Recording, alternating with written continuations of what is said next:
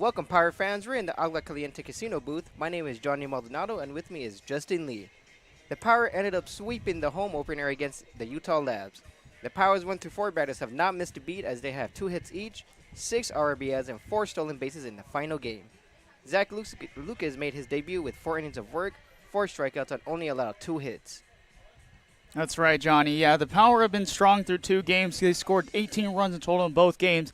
Looking for another win here tonight to try to continue that streak of 2 games to start off the season strong. Tonight, Kenny Keller is our man tonight on the mound. He will be starting his Power debut as well. This guy has got a lot of accolades. 2 years with College of the Desert, 159 and 1/3 inning pitched while he was there. He went 11 for 8 with a 3.56 ERA and 141 total strikeouts in that short tenure, and 2 complete games to go along with that. So this is a guy that manager Casey Dill has got a lot of expectations for. Yeah, so hopefully he could continue that momentum against the San Diego Bombers, who had a rough opening day, but it is only the first game yesterday. But tonight, let's see if they can change things around.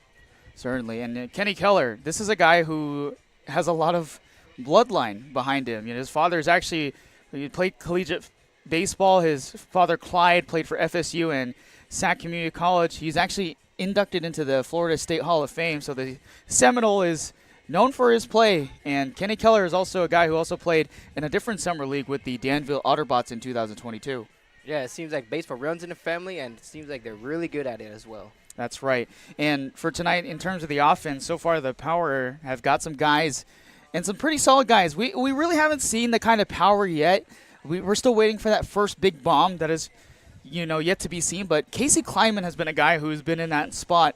He's hit a double. He's already hit a triple in that leadoff spot. Expecting to do more tonight. Mark Kirkland, as always, has been great. 429 batting average to start off the year. Looks like his spot is basically secure in that cleanup hitter spot. But we're looking for guys like Bryant O'Neill, who are expecting to at least get some bigger at-bats and get some big swings. Casey Kleiman's brother, Cato, is in the 9-hole tonight. Hopefully he can try to change things around and bounce back just like his brother has this to start the season. Yeah, let's see if that 1 through 4 can continue their dominant ways, as they have not missed anything yet so far, including with 1 strikeout. And Jack Mullen is the pitcher for the San Diego Bombers. He'll be starting for them tonight.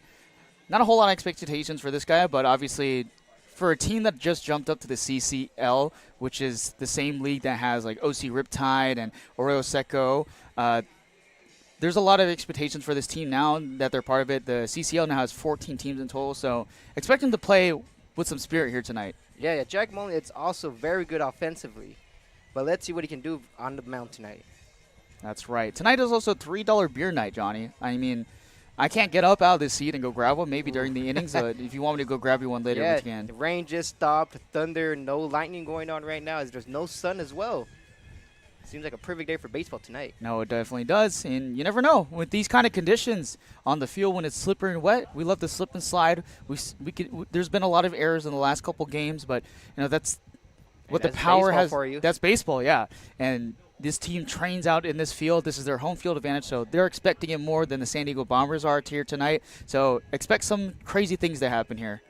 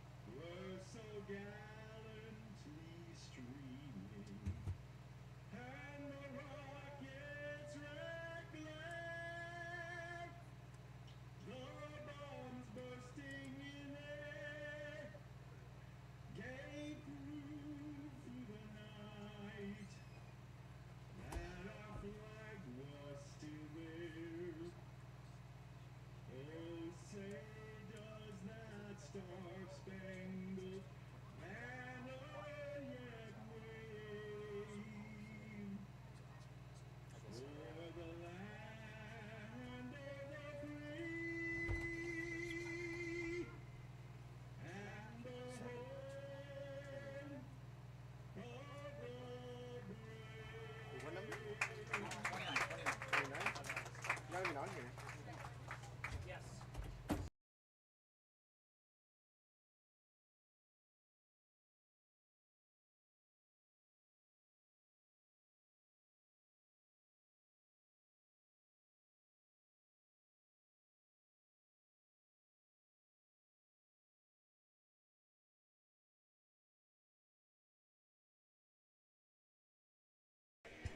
Welcome back, folks. I'm with Justin Lee and I'm Jolly Maldonado here featuring the Palm Springs Power. And make sure to stay tuned onto Fox Sports 1270 AM. And right now we're going to go through the starting lineup for your San Diego Bombers. Leading off for them is Dylan Fishborough playing center field.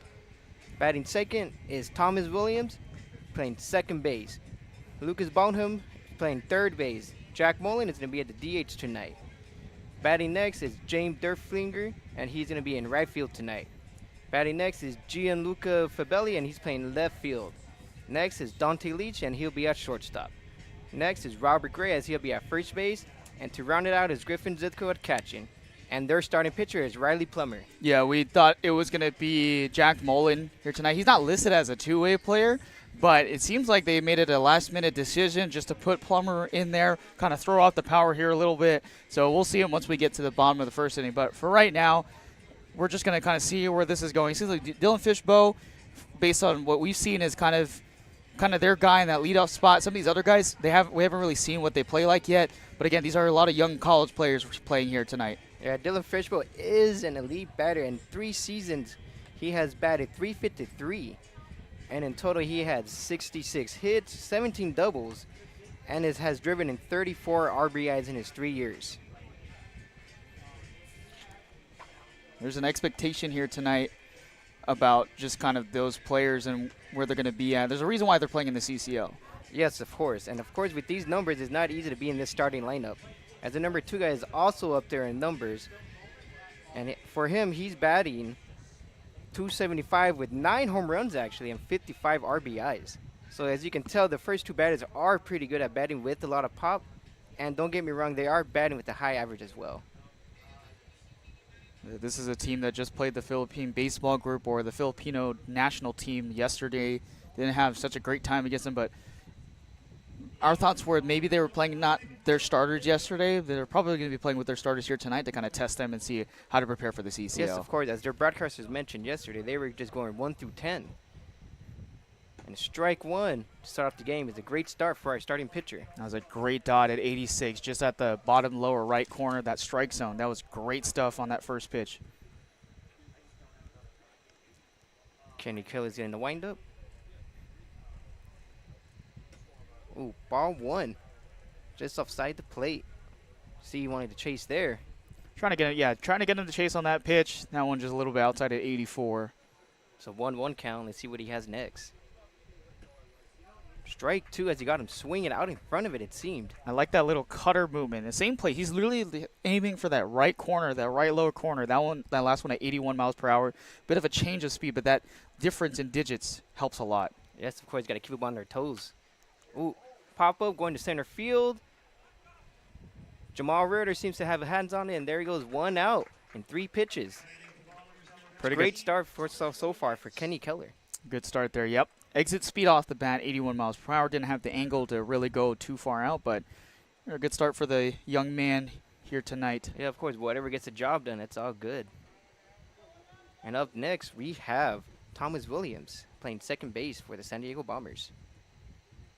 And again, he is batting .275 with 9 home runs. This guy from University of Texas, Rio Grande, senior, 5'9", 165. Pretty light guy, so expect this guy to kind of just get those hits and set up the 3 and 4 spots. Ooh, second pitch is at the ball, 2-0 to start him off.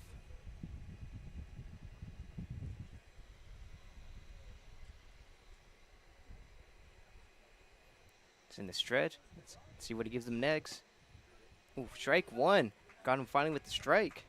That pitch was actually about a couple of inches off the strike zone by the umpire, but that was at 85 miles per hour. But he's really, you can tell the way that he's targeting these righty hitters going outside on that corner. Being consistent on the right outside corner with these batters. Oh, again, try to hit the outside corner again, but he did miss.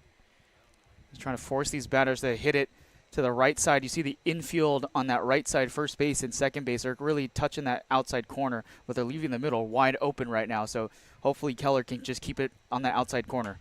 Oh, another pop out to Jamal Ritter. Right under it as he looks easy to catching it right now. There we go. Got 2 outs.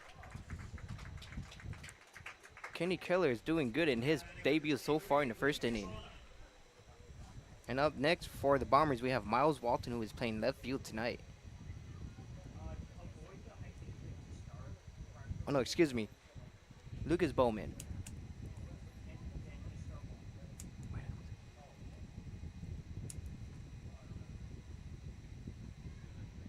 Who is from El Camino College. Strike one as he's swinging through that pitch. At El Camino College, he is batting .377 with 6 home runs. He's still aiming for that. This time he aimed up higher above the strike zone with the 86 mile per hour pitch right there.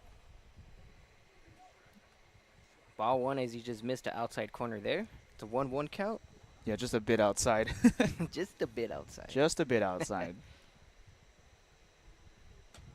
Oh, man, he is staying consistent with that outside corner tonight. He tried that curveball this time, but just didn't get enough spin on it at 74 miles an hour. Bit of a change of speed right there. It's a 2-1 count for Keller. Here's the pitch. Oh, there he goes. Second baseman got it and got the 3rd out of the game. That is just a great read by Cato Kleiman to get that out. It came off the mound there just to secure it. Throw to first. 1-2-3 inning for the Power. And we'll be right back after these messages. Like a family setting, you know, we come and we get into conversation, and it's comfortable here is what I guess I'll say. It's comfortable. The hot cocoa has whipped cream and sprinkles in the whipped cream in the hot cocoa. Very family oriented. You know, they cater to the kids. They got the coloring books and crayons, and they have kid-sized stuff about almost for everything that you would want. So young and old, everybody can enjoy it. It's the best. Made from scratch memories. Elmer's.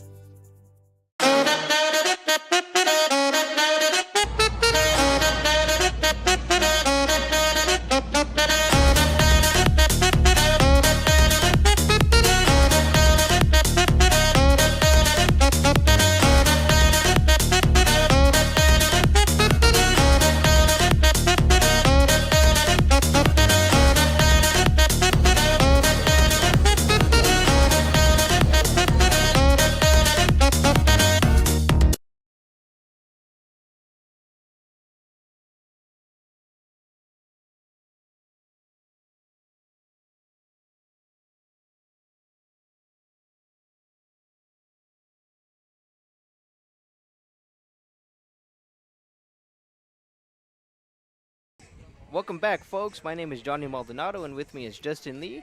Kenny Keller came up to pitch, and he had a 1-2-3 inning. And they all 2 flied out, and 1 went to second base as Casey Kleiman recorded the final out. Your starting lineup for the Power is leading off for your team is going to be Casey Kleiman.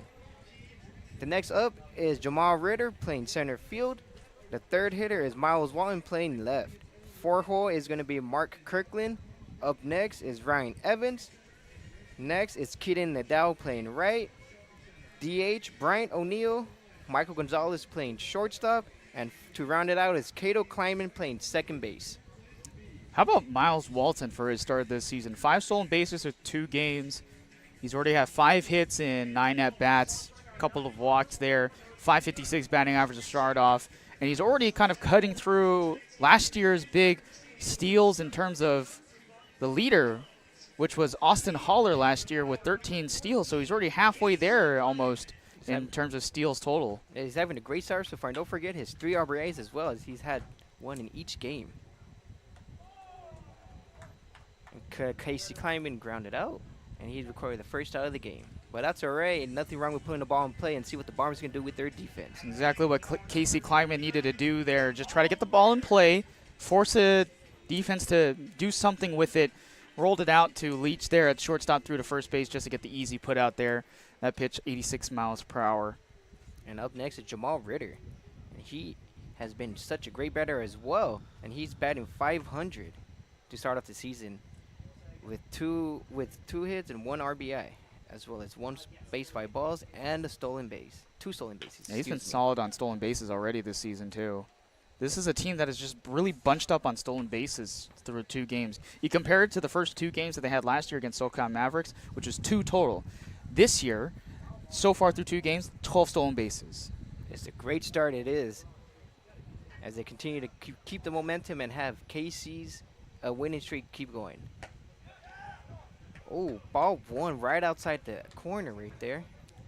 Good eye there. That one was actually about 4 inches off the plate at 83 miles per hour, so good eye there by Ritter. And they're all being patient up there. It's great to see. Oh, it's going down the right field line. Foul. Just yanked it down the line. There's a breaking pitch there. Ritter just kind of went to go reach on that pitch that went down and low and just fouled it off. 2 fouls in a row. Doing what it takes to stay alive and raise up that pitch count. Comes the pitch. Ooh. Shortstop's calling the ball, it seems. Oh, the left fielder comes in. Oh, and he dropped it. And Jamal Ritter goes to second off an error through the shortstop. What a way to start the game, as they have a runner in scoring position already, as this team is hot. They are always bringing in runs when they get the opportunity to. See, there was a problem there where it looked like Leach had a chance on that ball that went out to the outfield, like in no man's territory in that left center gap. And then Finelli, who was coming in, just kind of run in because he wasn't ready for it. I think Leach thought that he was ready to go get that ball, and he kind of pulled off, and Finelli had to come in and try to grab it, and unable to, losing it within the clouds. A lot of cloud coverage here, so that ball's kind of disguised up there right now. I don't doubt it. That ball must be hard to see at this time of the day with the dark clouds up in the skies. Ball 1 as the ball stayed up. It's a 1-0 count to start off his at-bat. Yeah, we talked about how good he's been so far. Walton through 2 games already. See if he can try to continue it here with the cleanup guy behind him and Mark Kirkland. Yes, he does have recorded 3 RBIs within the first 2 games of the season. Oh, there he goes. Oh, it's a foul ball. Jamal Ritter attempted to steal third at that moment. And again, Jamal Ritter trying to test the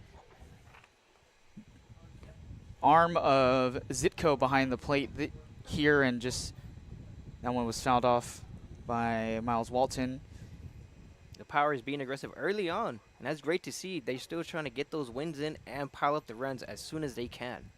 Ritter had 24 stolen bases this past season with Norfolk when he was there. He already has 2 stolen bases to start off this season. Son Richard looks back. Oh, and he goes again. Easy in. Oh, and he's safe. What a great steal by Ritter, as he continues to show how elite he can be in the top 2. He was already 4 body lengths away from second base. Start running as soon as the pitcher lifted his leg, and Zitko had no chance on that as he threw that ball just a little high above Bonham's glove at third base, and Ritter got in there very easily. It's a great jump for sure for him. Comes the pitch. Ooh. Strike 2 as it got him in the inside corner right there. No, because it's called an inside pitch, just a bit off the strike zone. So close call there. Bit of an expanded strike zone on that last pitch, 83 miles per hour. Now he has a 2-2 count. Let's see how long he stay alive for. Oh, and a base hit over the third baseman as he jumped, and he could not reach it. It was just out of his reach. Jamal Ritter scores from third, and the Power are up 1-0 already with 1 out. That was a great hit. Straight off the bat, 70 miles per hour off the bat there. Took took an angle of 13 degrees above the glove. That was an 83-mile-per-hour fastball high above the strike zone. He just took it, went with it, sent it over Bonham's head, and got that run batted in. Mark Kirkland is the batter now, as he's also been having a great start to the season as well, batting .429. That was Miles Walton's fourth RBI already this season. So he's off to a really hot start, reason why he's in that 3 hole. Seems like the 1 through 4 batters are just carrying his team every time. When you look at their stats, at nothing but numbers, and he goes steals second, and he's in there for another stolen base for the Power. There we go. Speedy Mr. Walton off the first base bag there, and there goes number 6 for him. Man, these Power, they just continue to pile on the runs and be aggressive on the base pads. They have not missed a beat at all. Mark Kirkland with the 1-1 count with 1 out. Comes the pitch, and it's going past the center fielder's head. Is hitting the gap. There he goes. Kirkland rounded to second, and Walton just scored again. Another run for the Power, as it is 2-0 with 1 out to start the game. Another well-hit ball, 97 miles per hour off the bat. Took an exit angle that kind of trying to curve to the outside towards that gap just above the center fielder Fishbowl. That pitch, a changeup, 76 miles per hour. Got a really good piece off of that. Able to get the double into the gap and score Walton off the bags. Yeah, they're just staying hot. 1 through 4 continues to show how dominant they are with these first 3 games. And up next, we have Riley Evans playing third base tonight, folks. A bit of a rough start for Riley Plummer already, but Power has also drawn a few defensive, or just 1 defensive error so far. Yeah, it's once you're hot, and it's hard for a pitcher to stop that momentum. And he fouls it off, strike 1. Pitch just on the outside edge there, had to go for it on a pitch that's pretty much being dotted up on that outside edge. And both these pitchers so far are really dotting that outside edge. It's great to see both pitchers being aggressive on the first pitch. It's what we love to see here. So 1 strike.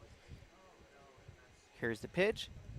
Ooh, just missed outside the plate as he wanted him to chase, it seemed. Tried the curveball, 72 miles per hour on the outside edge. Try to get him to swing on that or chase after that pitch. Maybe get him to roll over to third. That's see right. what happens. This kid, number 13 out of Nevada for his class of 2022. This guy is highly touted from the state of Nevada. Ooh, there we go. Center fielder's tracking it. Catches it, and he, fake tag to third. As the center fielder threw it in.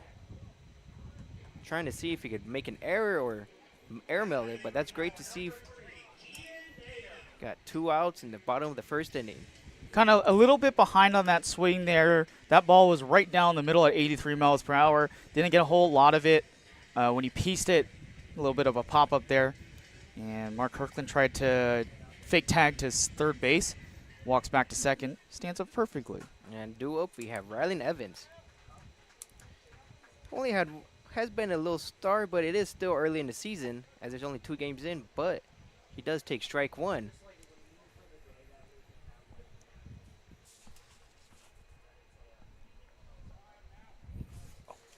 Excuse me, that was Nadal.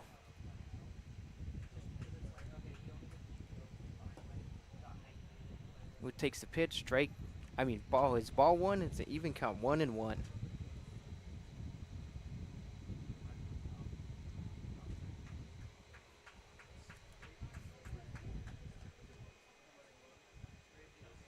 Looks back at the runner at second, throws it, and he popped him out to the right fielder as he's right under it.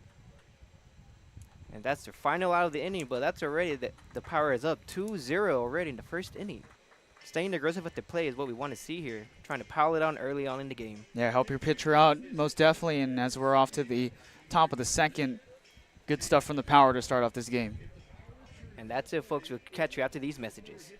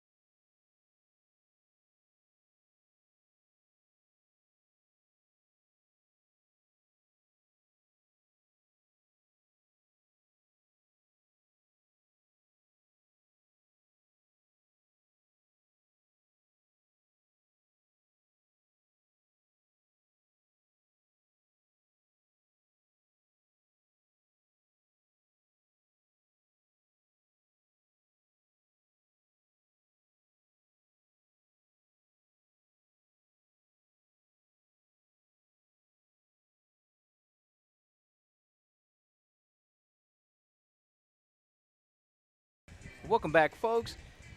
With me is Justin Lee, and I'm Jolly Maldonado. Now we're in the top of the second inning.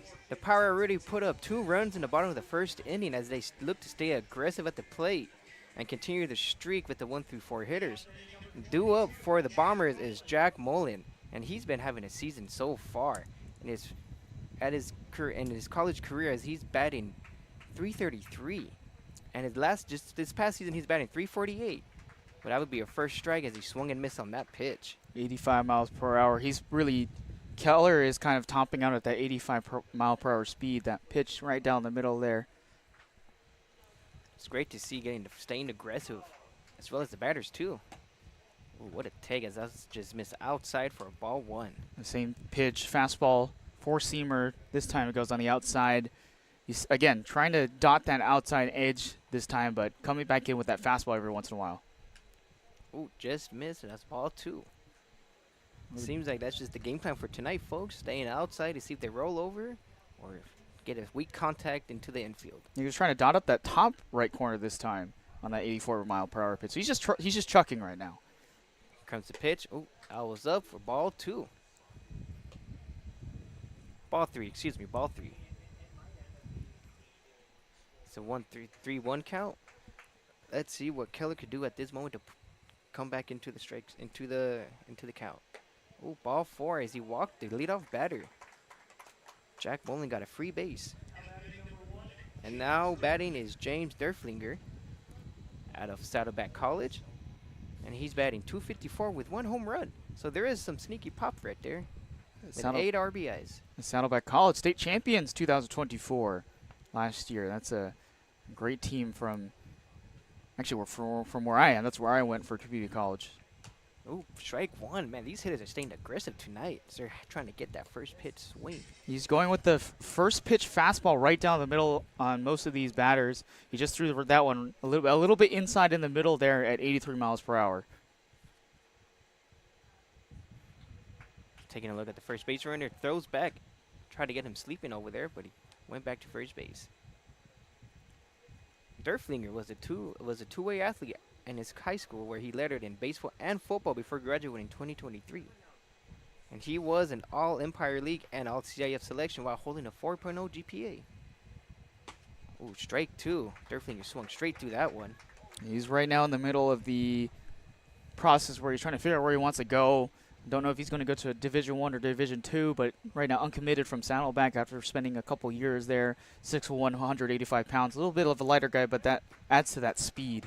Yeah, he's majoring in business management. Oh, it's a throwback to first base. Just checking on the runner, just making sure he's not asleep on the mound.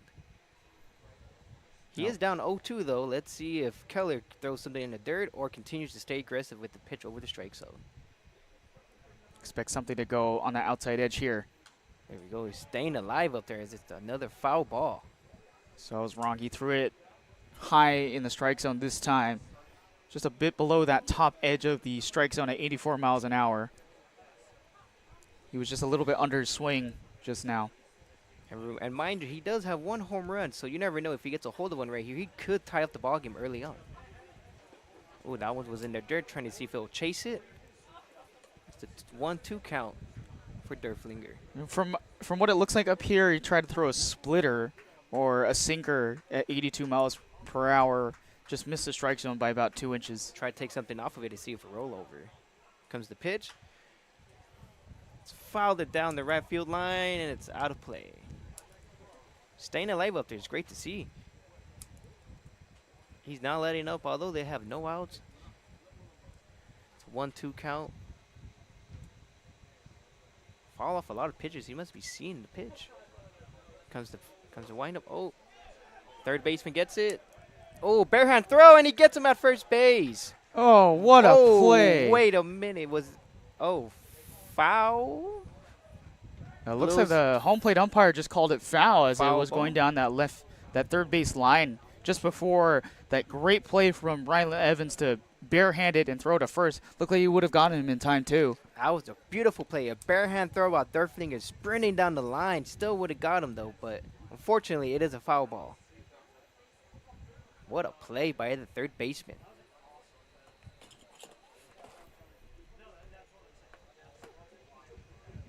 Rylan Evans, another reason why he's number 13 in the state of Nevada for his graduating high school class. No doubt about that one. Oh, and he got him swing and a miss. First out of the inning. Good job by our starting pitcher, Keller, to stay in the count. That was the first strike high up in the zone, way above it. Caught him to take a look at it and swing and a miss. 86 miles per hour, that's his fastest pitch today so far.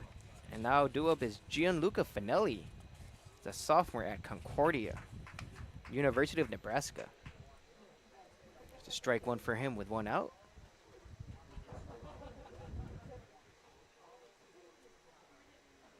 Keller's taking a peek at first base. Goes right back in for strike two. Man, Yeah. you love to see it. These pitchers are going in and attacking these batters. That was right down the middle, too, at 85 miles per hour. He's throwing a lot of strikes so far, folks. Comes the pitch. Oh, the shortstop, Michael Gonzalez. Ooh, just missed it under his glove. Could have been the inning double play, but that's okay. You always got to want to put it in play and see what happens with the defense. He kind of Gonzalez charged right at it. It took a weird bounce on the infield and kind of went outside, and before he could move in time, he kind of lost his balance just a little bit trying to get that ball, bounce it out of his glove and into the outfield. Yeah, it seems like he just wanted to put it in play and see what would happen. It's going down as an E6, unfortunately. Still early on in the game, there's still a lot of baseball left.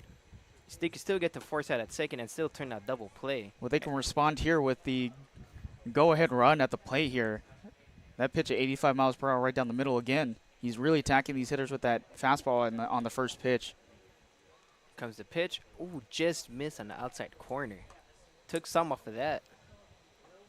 It's a 1-1 count for Dante Leach playing shortstop tonight.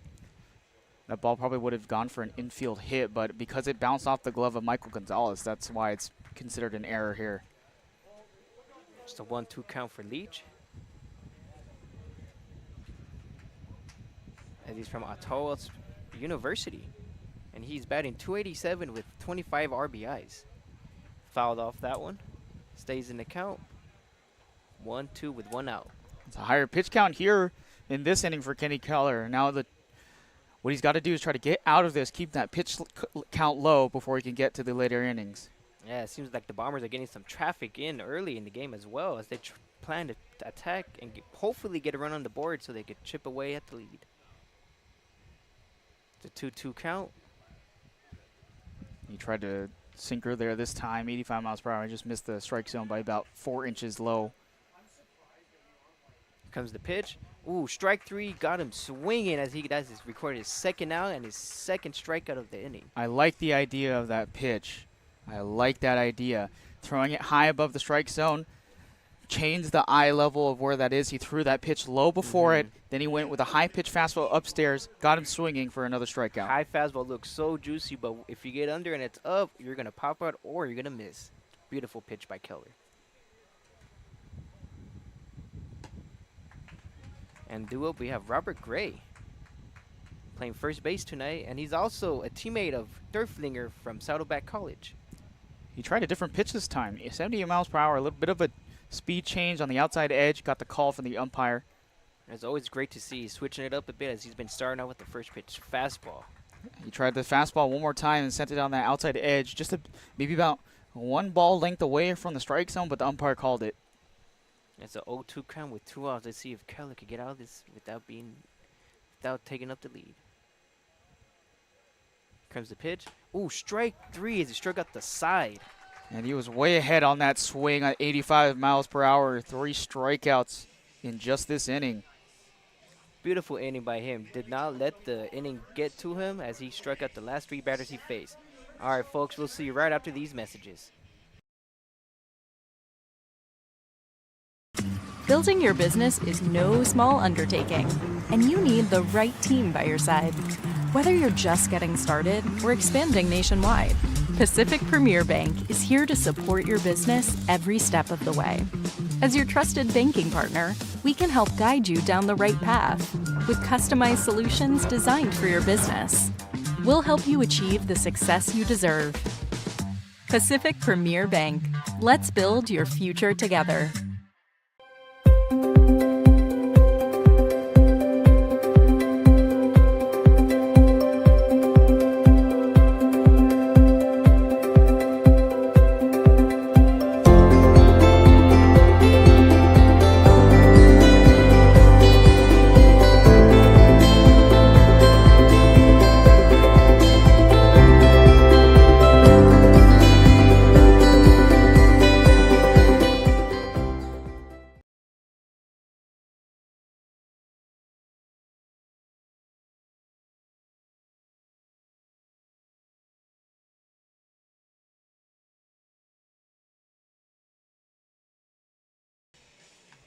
Hello, folks. Welcome back to the Agua Caliente broadcast booth.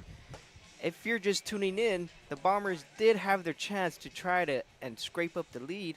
The lead that the Bombers have, the power, but they were unsuccessful as the last three batters Curly Faze struck out 3 straight times, all swinging. Well, that's okay because they're all swinging and they're not looking at any of the strikeouts. And due up is Brian O'Neill. It's a lefty.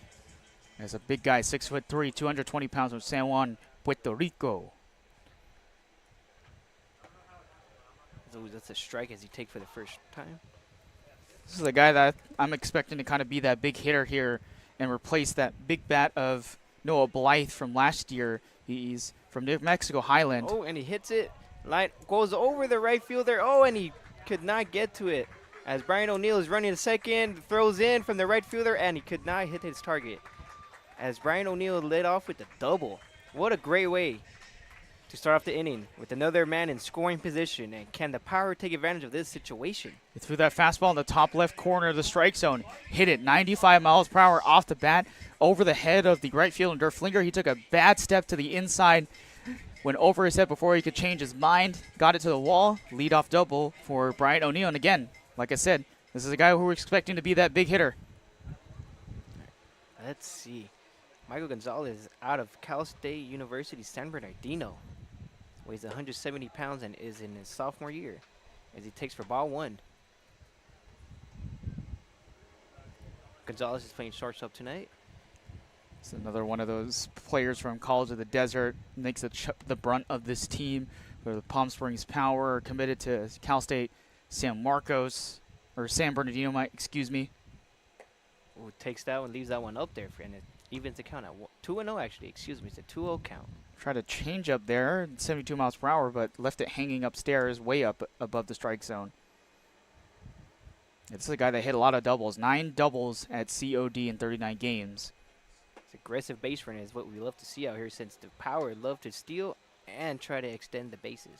That was a good call by the umpire as Gonzalez was shaking his head a bit at that pitch. 81 miles per hour, got the inside bottom corner of the strike zone there. And these pitchers are dotting the corners tonight. Comes the pitch. Strike 2 as he swung straight through it. Seemed like he wanted to take that over the fence. It was a little bit early on that swing. 82 miles per hour fastball. It's a 2-2 count for Gonzalez. Looks back at the runner at second. Fires and a hit up the mid. Oh no, he got snagged by the second baseman.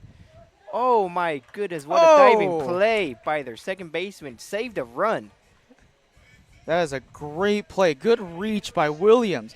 Kind of went up the middle, a slow roller, able to glove it, pick it up, throw to first base. That's a great reach by that second baseman there. Beautiful play with Gonzalez running so fast, and he still was able to get him out in time. Hey, but with one out, though, that does move that runner from Brian O'Neill, who got that let off with the double, over to third base now. He's in scoring position. Productive out is what we love to see. And up next is Cato Kleinman, who fouls it off down the left field. It's an 0-1 count with 1 out. All he has to do now is just put it in play and see what the defense can do. He hasn't been able to get a hit yet so far. He will eventually. This is a guy who they're expecting to kind of run through here and get a good jump out here. Only has 1 game this year, but he did record 1 walk, and we love to see the batters having their patience and seeing all the pitches until they find the one they like. Here comes the pitch. Ball 2 as he just missed on the outside corner. That is a weird call by the umpire. He missed it. That one was in the strike zone, actually, at 72 miles per hour, that little tiny off-speed curveball pitch. That was the gift, and he'll take it. Comes the pitch. Oh, he swung right through it. Strike 2, and he evens up the count at 2-2 with 1 out and a runner on third. Sends it at the same spot on the outside edge, 82 miles per hour. Got him to swing just a little bit too late. Oh, he checks the runner at third and fires to first. And got him just in time. With 2 down, runner on third.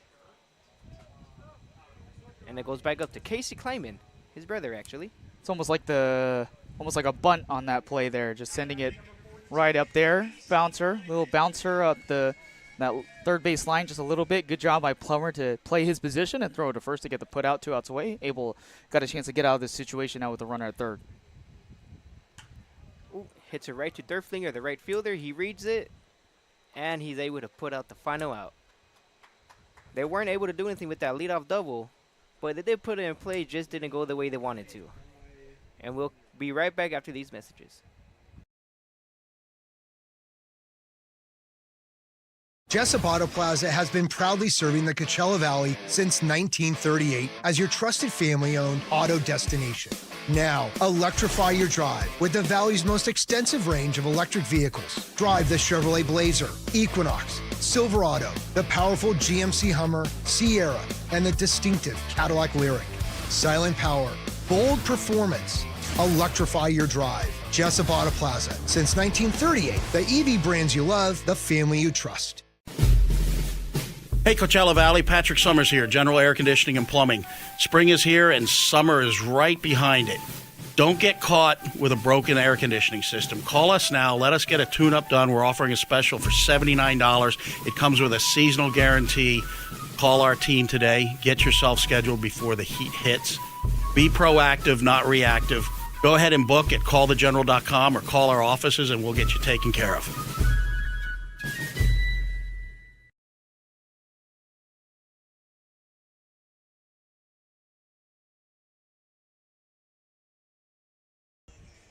Welcome back, folks.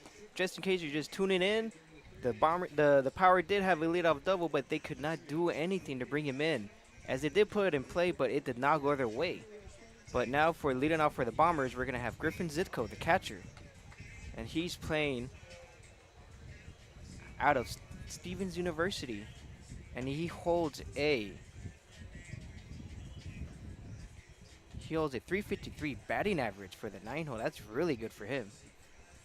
Young senior from Encinitas, California, 6 foot, 215 pounds, has announced he's going to enter the transfer portal to play in his final year of eligibility, figure out what he wants to do after that year when whichever school he decides to go to.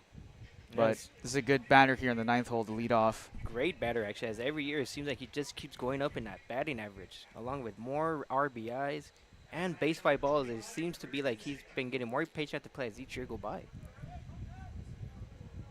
The outfield's pretty deep here, including the infield on this play. They left the middle wide open. He does have 3 homers in his 3 years at the university. That was the slowest pitch of the day on that one first pitch. That was 68 miles per hour off the hand there by Keller to start off. And he takes again for ball 2. Kenny Keller down 2-0 already. He took the last guy in the top of the 2nd inning, let him get on base with a walk here. But so far, he's been doing pretty well. 3 strikeouts already in that previous half inning. Oh, did he go? No, Blue City did not. He really wanted to swing at that pitch as it was up. So now he's behind here. Expect a pitch right down the middle, at least challenge Griffin Zitko, especially in the leadoff spot here. You don't want to let that leadoff runner get on base in the situation. Oh, strike 1 on the outside corner. Good dot. Right down that middle section of that outside edge. Now let's see if Kenny Keller could put him away after being down 3-0. Only has 1 strike, though.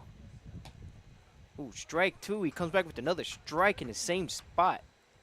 Good location. Got the call from the umpire. That pitch was actually about 3 inches off the plate. Great frame job by our Power catcher. Absolutely. Ooh, fouled it off just to stay alive. It's a 3-2 count.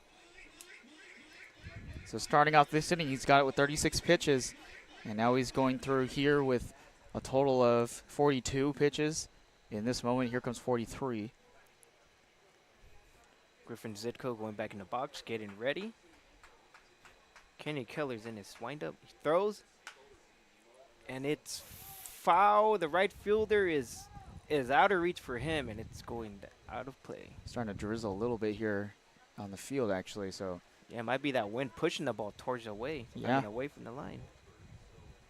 here we go again. It's been pretty breezy out here, folks. A little bit of that drizzle.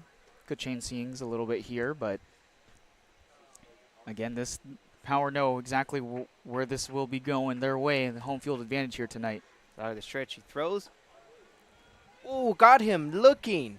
as he came back down 3-0 and managed to strike him out. The first out of the inning. Caught him looking on a pitch that went inside on that inner part of the strike zone. 84 miles per hour.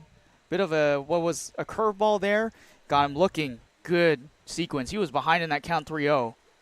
Threw 3 straight balls and came back with 3 straight strikes after a couple foul offs. Now up next is Dylan Fishbro, Oh boy, who did pop out to the center fielder earlier tonight. it's coming down a little bit harder now, so we'll see what happens with the umpire Oh, here. man, look at this. Rain has not stopped. You can see it coming through the lights here. Such an all day for baseball. Oh. It's going down the right field line. Nadal catches it right before it went out foul. Great catch by a right fielder to record the second out of the inning. Yeah, he actually kind of overshot that just a little bit. Nadeau able to go over there into the right field line on that first base side and able to make the catch. Almost misjudged it, but the Nadeau Tornado knows what he's doing. Great read by a right fielder. I like that. NATO Tornado. Now up next, we have Thomas Williams, who also fly out to our center fielder in the first inning. Kenny Killer coming out of the stretch. Oh, we missed up for ball 1. These batters seem to be very patient this second time around. Well, now he's not challenging them on that first pitch strike, and instead he's just trying to throw it a little bit outside, see if they can swing at the first few pitches. He's changing it up here, especially as he's going through the second time through the lineup here. He knows that these batters are going to be a little bit more aggressive. Always got to switch it up, and there's nothing wrong with that. Got to keep them on their toes. It's getting a little harder now. Oh, yeah, you can hear it coming down. Oh, and there goes the fan. Oh, my goodness. Uh-oh, Yeah, it seems like we're being a bit of a delay here. Yep, they're calling it for now. The home plate umpire, it looks like he's going to call it. We're going to be in a rain delay here, folks. We're not too sure for how long, but we'll be back shortly. Thank you.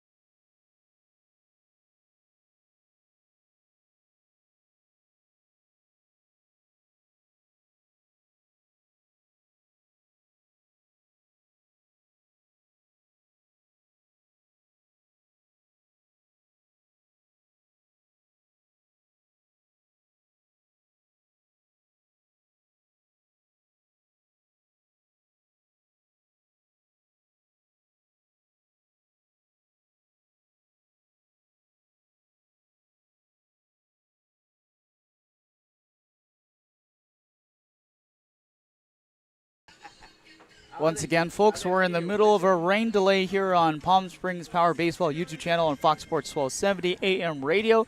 Score is 2-0 in the top of the third inning. We'll be back once the rain delay is over.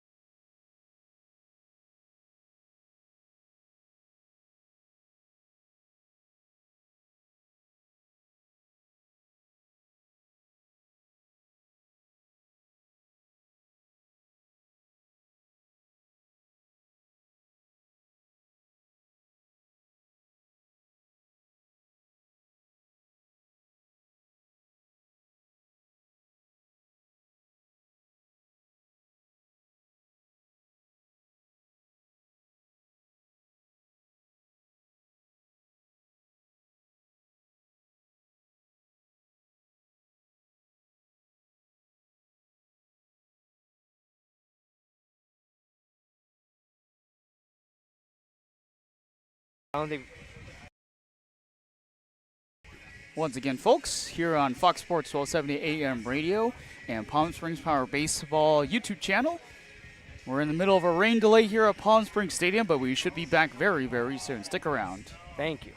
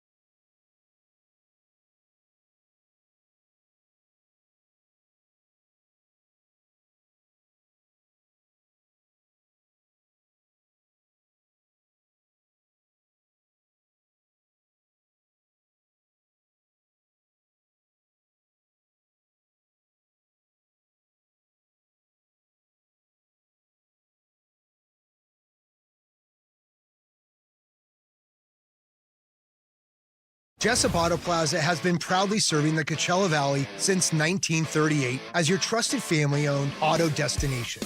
Now, electrify your drive with the Valley's most extensive range of electric vehicles. Drive the Chevrolet Blazer, Equinox, Silverado, the powerful GMC Hummer, Sierra, and the distinctive Cadillac Lyriq. Silent power, bold performance. Electrify your drive. Jessup Auto Plaza. Since 1938, the EV brands you love, the family you trust. Hey, Coachella Valley, Patrick Summers here, General Air Conditioning and Plumbing. Spring is here and summer is right behind it. Don't get caught with a broken air conditioning system. Call us now. Let us get a tune-up done. We're offering a special for $79. It comes with a seasonal guarantee. Call our team today. Get yourself scheduled before the heat hits. Be proactive, not reactive. Go ahead and book at callthegeneral.com or call our offices and we'll get you taken care of.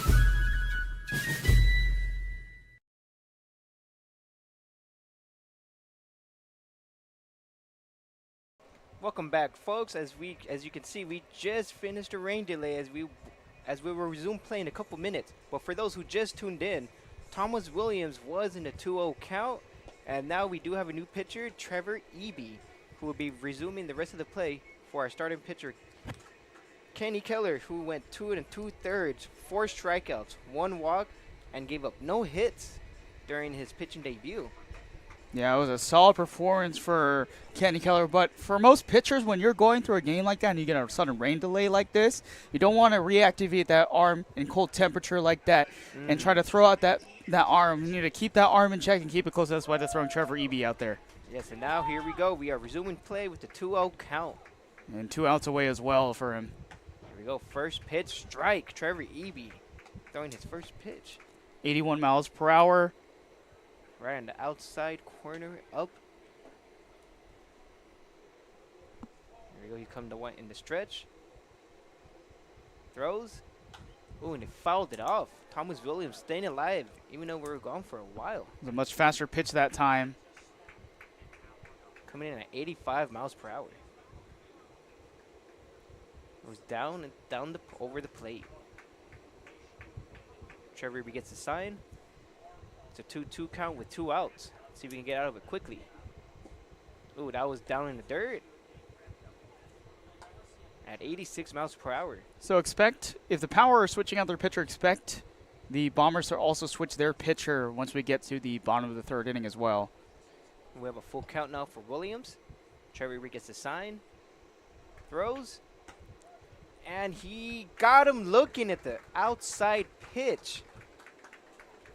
And there we go. Caught him looking to end it with 2 outs in that inning. And now they're going to the bottom of the 3rd inning with a pretty good score, Johnny. And we'll be right back, folks, after these messages.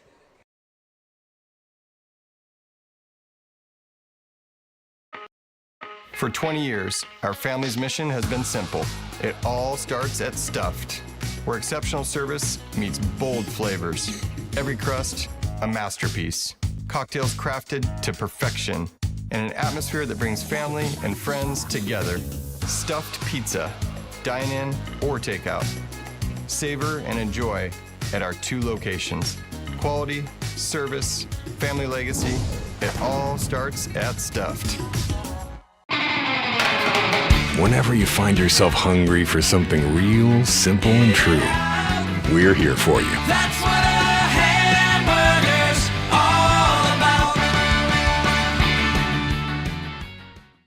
Monster Shakes, the best ice cream creations in the desert and only place in the world that serves all 10 flavors of Dole Soft Serve. The winner of the best soft serve and smoothies, home to the world's best date shake and other fun creations like ice cream nachos and the cotton candy burrito.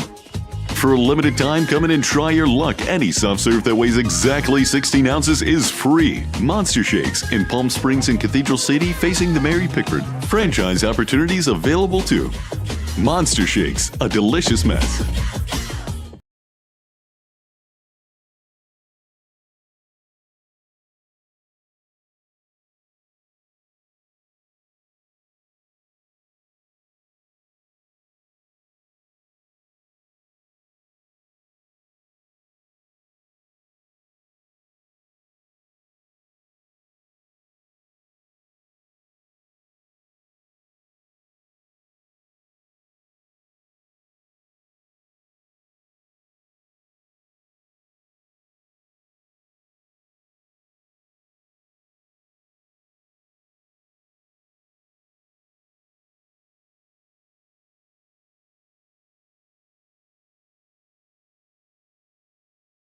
Welcome back, folks. If you're just tuning in, we did have a bit of a rain delay.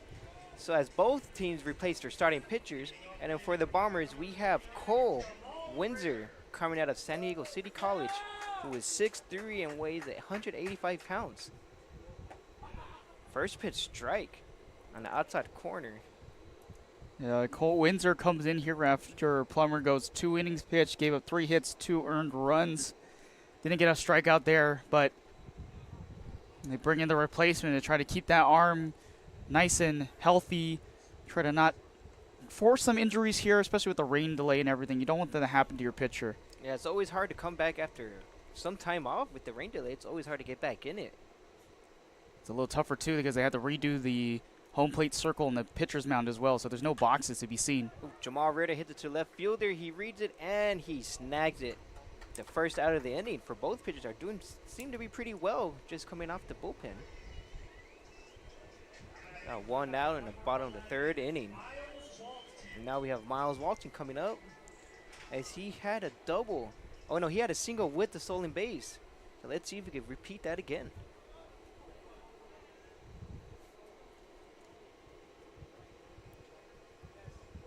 Comes the oh, did he go? And he did. Umpire said he crossed the plate.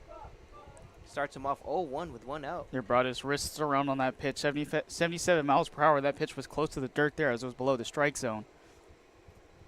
Oh, almost hit him as he must have slipped out of his hands. That's a wake-up call, and maybe a factor with the rain here, but it's not really coming down anymore. It's just pretty much settled. It's kind of gone over our heads already, so don't expect too much of that heavy rain to come in later tonight. Yeah, when it rains in SoCal, it rains for 5 minutes or for 5 hours. There's no in between there. Exactly. It's a 2-1 count as he threw it down and away. Hey, Completely missed. If you're just joining us, it was raining, but it's also raining $3 beers here at the Yep. stadium. So if you want to hop in your cars and head down to Sam, you can grab yourself a $3 beer. Or a beer bat. That too, $25. Nice souvenir to take home. Ooh, throws it low, 3-1. Miles Walton showing a great eye at the plate, remaining patient. That was the fastest speed by both pitchers so far in this game, 88 miles per hour, just low in the ground, close to that home plate side. Needs to bring that up just a little bit. Ball 4, take your base. Same pitch, 87 miles per hour. That was low below the strike zone. Just brought it up a little bit higher, but wasn't able to get it in the strike zone. So 1 out, walk here for Miles Walton. Expect him to try to go steal the bags here. Yes, he has shown some speed tonight. And up next is Mark Kirkland sitting in the box, the big lefty, who did get a double, playing first base tonight. Windsor checks the runner at first. Takes the lead. Look at him. Oh, fouls off the first pitch. Who's that sitting in front of the photography booth on the third base line down there? Almost took a piece of that. Who is that? Man, 89 off the bat. Looks like that's the hitting coach, Sam De Matteo. Did not flinch at all. No, he did not. Hey, that's baseball mentality right there. Been there before, as you can tell. Oh, that was up and away as he sat on that. That was the fastest pitch of the game now. 89 miles per hour, way up above the strike zone. Just mishandled it just a little bit off the release point. He's chucking some noise out there. Trying to chuck some speed here against the meat of the order for the power here. Yeah, especially through the 1 through 4 batters who've been insanely hot the past 3 games. We tried to check over Walton over there at first base just now, but he was dancing very close to second base. Came back immediately, trying to test Windsor's pickoff ability. Here comes Windsor, and mind you, Windsor does have 48 strikeouts in his appearances in San Diego City College. So he knows how to put batters away. But he does hold a 6.99 ERA. He threw that ball upstairs again, fastball, really aiming for that high point. Expecting to try to grow it back down here with a changeup off speed. Ooh, just missed up and away. As he tried to make him chase after that fastball. He's Throwing got at some 88 though. He's got some space in the count here. Instead, he tries to go with the fastball upstairs once again. Maybe he'll try it here on this one. Change the eye level, just like you mentioned earlier, is a great thing to do as a pitcher. Oh, ooh, just got in there. Oh my. Took a bit of a half step towards his right, came back jumping. Windsor threw it to first base. Nearly got him with the glove of Gray at first base there, but very, very close, but umpire has a better angle on it. Oh! He checks him again, and he got him. Oh, my goodness. Windsor got his second out of the inning with the pickoff. Yeah, he was really dancing towards that second base side. That's the first time he's been taken down on a pickoff attempt. And won't get number 7 here tonight. Mark Kirkland's down to 2-2 count with 2 outs. Ooh, missed his spot up and away again, trying to make him chase after the high fastball. He's not biting. It's a 3-2 count now with 2 outs.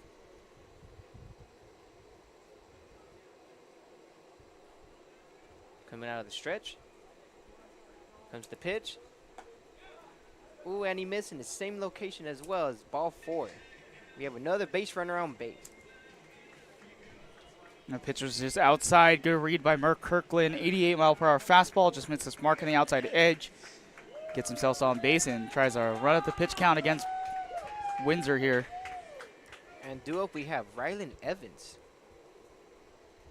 who did fly out to center field in his first at bat in the first inning. Ooh. Another high fastball up and in, and he missed for a ball. This is the second game for the Power this season. He does have 1 walk and 1 run.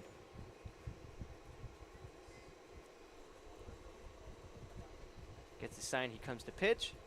Ooh, and he fouled it off down the right field line, out of play. Evans has already ran around the bases 1 time to run up the score. That came off of a walk.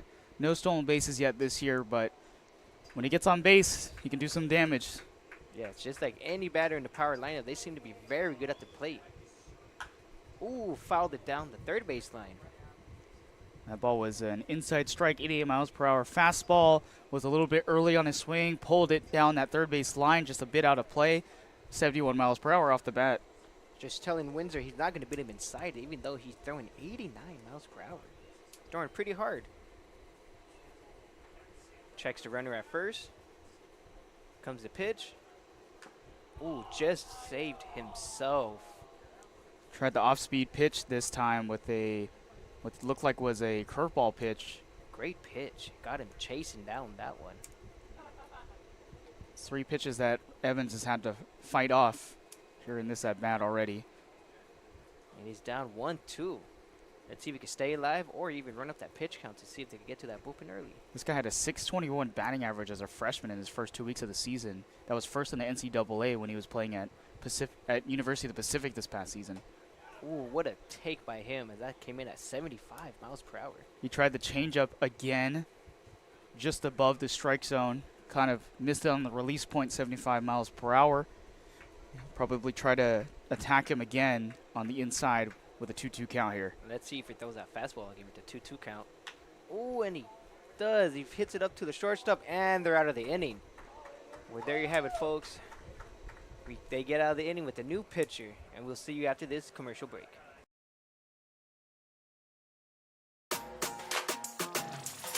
Everyone knows good things come in threes, like Dave & Buster's Eat, Drink, and Play combo for just $19.99, including 1 mouth-watering entree, a refreshing beverage, a $10 power card, and a whole lot of fun, which means you enjoy a delicious meal for under $10. Oh, look, that's 5 good things. Good things come in threes at Dave & Buster's with the Eat, Drink, and Play combo for just $19.99. Buy online or in-store today.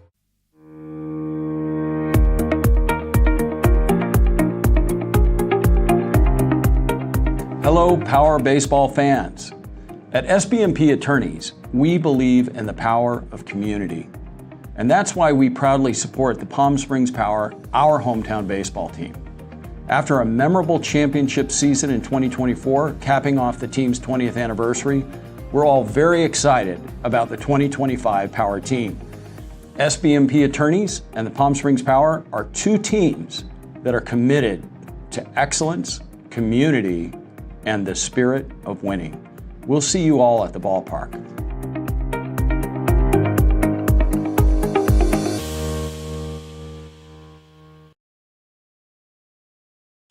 welcome back, folks. Just for those who are tuning in, we did have a bit of a rain delay, and we do have a new pitcher for you guys. And we have Ebby Trevor coming in relief for Kenny Keller, who did have a good outing tonight. But since that delay, it is hard to get back into it. But don't worry, the power pitching have been locked down so far in their 2 games. And due up, we have Lucas Bondman, who did fly out to center field in his first at-bat. And he takes ball 1.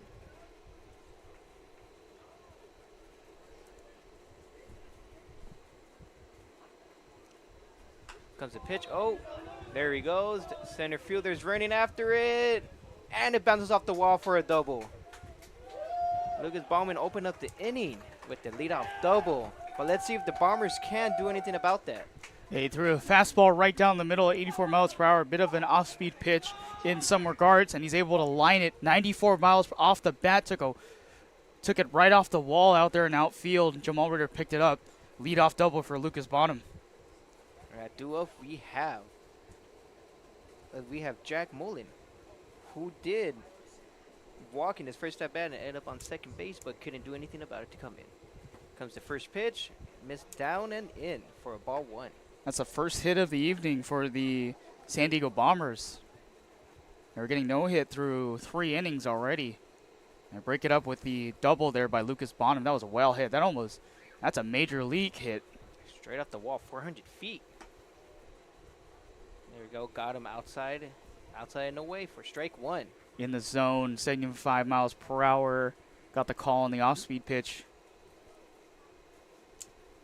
Gets his sign, he's in the stretch. Looking back at the runner, here he comes. Ooh, and he missed. Coming in at 84 miles per hour with the fastball down and in. Just a little bit inside on that pitch. 84 miles per hour, tried a fastball. Wasn't able to get a piece of the strike zone. 2-1 here. Tries to go on the outside edge. Watch. There we go. What a take. He takes it 3-1 now. Yeah, he tried to off-speed pitch at that time. Went for the outside corner, but wasn't able to get the zone. That one's in the dirt, too. He's going to have to try to challenge him here in this count, especially with that runner at second. You don't want to give up any hits, any deep fly balls to the outfield. Let them tag up to third. Ooh, and he takes ball 4, an inside pitch, and he missed. Mind you, folks, the Bomber hitters do have some pop in their lineup, as Jack Mullen has 16 in his college career and batting over 300, so they do have some batters in his lineup. Nothing wrong with that walk there, though. At least he doesn't give up a big hit to the outfield. No big pop flies. Allow the runner to tag up. Now that they got a chance to at least get a double play here, even if they don't get that lead runner there, 2 outs is better than no outs. Yes, they still have a chance to turn out double play, just as you mentioned. Derflinger struck out swinging his last at bat. Oh, there we go. Hits his glove. He recovers, and can he throw it at first? No, he's not in time. But he saved the run putting his glove down there. That was a great play there just to take it himself. Rylan Evans nearly tried to pick it. Took a little bit of a bouncer off his glove. Recovers, picks it up. The runner in Lucas Bonham froze for a minute because he thought he caught it on the fly or was going to. Went over to third base. Rylan Evans stepped on the bag, get the easy out, tried to get it to first base, but not in time to get Derflinger. That's all right, though. At least you record the lead runner and get 1 out. So here, once you turn a double play, you are out of this jam. Comes the pitch. Ooh, and he missed down and away. As Gianluca Finelli was not chasing that one. It's a better outcome, though, in all sense. Just trying to get the lead runner. And now you have a chance to get out of the inning with a double play, potentially. Let's see if Trevor Abe can get out of this jam. Ooh, comes in. Ooh, up. It was a fastball up, and he missed for strike 1 as he fouled it off. High fastball at 83 miles per hour. Top of the zone. Just had to foul that one off. And expect a off-speed pitch here. Try to get him to swing low below the strike zone. Ooh, yes. He did. Indeed, he did. Strike 2 with the 1-2 count. Got him with the sword on that one. 76 miles per hour off-speed pitch. He was maybe expecting fastball. A little bit early on that one. He wanted to be knighted, sir. Let's see. Trevor Abe gets the sign. Comes the pitch. Ooh, and he hits it right to our center fielder, who runs and dives and catches the ball for the second out of the inning. How about that? Look at that play. Jamal Ritter from center field position. That ball was a line driver to the right center gap. He comes over, has great speed, and we talked about that speed to steal bases, and he's picking up diving catches out in the outfield. What a play by Jamal Ritter. He's just showing off that speed tonight, folks. Got the flash out there in center field.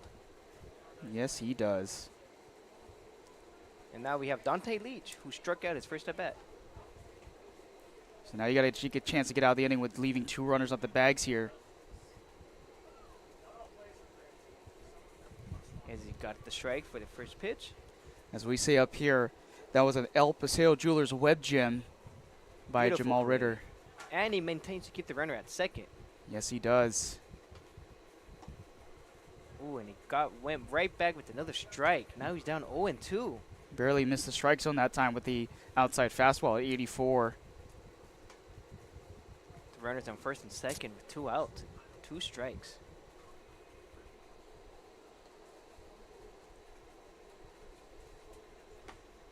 Ooh, and he takes. Oh, and he got him looking down and away. The Bombers could not do anything with the man in scoring position. Got him looking on the outside pitch at 85 miles per hour. Barely missed the zone.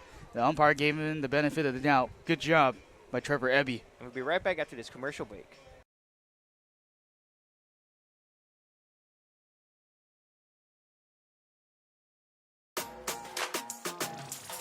Everyone knows good things come in 3. There's something winning in the Agua. Catch all the action at 360 Sports at Agua Caliente Casinos. Watch your favorite teams on our giant wraparound screens. See live scores on the LED sports ticker. Win big with our bar top games and enjoy great twists on bar food favorites. And with 3 premier casino locations, 360 Sports is the ultimate fan experience. For more information, visit aguacalientecasinos.com. Across the Coachella Valley, you'll find our communities powered by short-term rentals. These rentals bring visitors and dollars to the region. Whether attending events, checking out the art scene, or dining at restaurants, when they spend money, we all score. The nearly $1 billion impact of short-term vacation rentals generates tax revenues that fund police, firefighters, education, and many other programs that improve our daily lives. To learn why short-term rentals are a grand slam for the home team, visit onecv.org. Shopping for car insurance is confusing. Holy cow. Great. Now we have a cow in our kitchen. Why did you say that? Because I don't know what coverage to choose. So just say the State Farm jingle. A State Farm agent can go over all your options with you and help choose coverage that meets your needs. Dude, cow, could you move? Like a good neighbor, State Farm is there.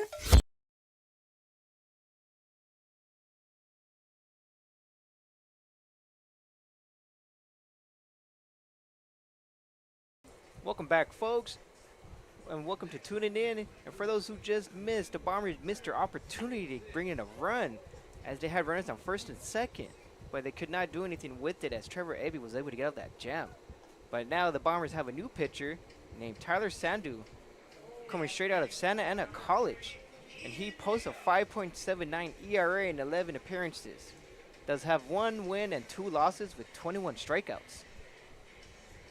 So they're going with just the bullpen here now after Riley Plummer started off this game, and after the rain delay, now they bring in the bullpen group to kind of relieve things here. So we're probably going to be expecting a handful of different pitchers coming through this game here. It looks like Power is thinking the same thing too. They have action. Oh, try to go for a bunted for Nato. And it's always good to switch things up. Maybe keep the game in reach as they're only down by 2. And Nato's also a switch hitter, so right now in the righty position against a righty pitcher, more favorable odds here. Comes the pitch. Ooh, and it missed down and away. At 89 miles per hour. Trying to hit out that corner just like his other pitcher. Almost knocked it on that outside corner, yeah, on that pitch, 89 miles per hour. That's the fastest pitch we've seen so far. We saw Windsor throw one just like that earlier. Ooh, got that call. At 90 miles per hour. There Some we of go. these pitches are throwing pretty hard lately. Yeah, that's a much faster pitch. That one got the strike zone at the lower part of the edge there. See if Nadal could do anything to get out of this situation.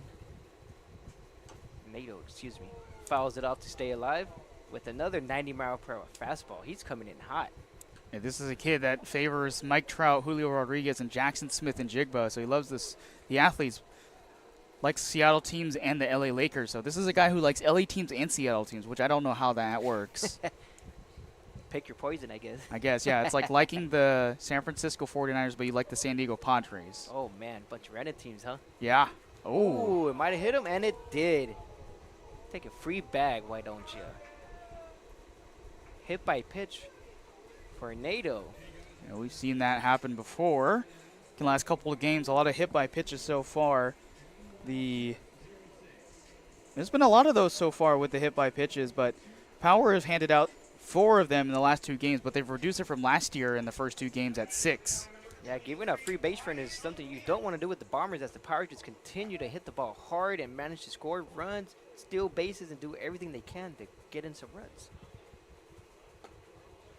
Ooh, missed a fastball up and away. Brian O'Neill did have a double in his first at-bat. Let's see if he can continue his momentum. Checks the runner at first. Oh, and he goes. NATO goes to second, and does he get the bag? Oh, and he does. Another stolen base for the Power. They just continue to run on the Bombers, as they can do nothing about it. This team has got a lot of speed, as we're just finding out. This might be a team that could try to go after the 2013 team's record of 180 stolen bases in a season. 180 is a lot, but they're just running. They are running. The NATO Tornado at second base, another stolen bag. Shortstop trying to keep him in check so he doesn't get too much of a lead. Ooh, and he fouls it off. Pitch coming in at 89 miles per hour. Yeah, high fastball towards the top of the strike zone there. It's a 2-1 count. Let's see if Power can continue to pile on his lead as the Bombers bring in another pitcher. Gets the sign. Here he goes. Ooh, and he missed down and in again. Ball 3. Now it's a 3-1 count with no barely outs. nicked the strike zone too, actually. Ooh, barely at 89. Missed. They needed that strike because now he's down.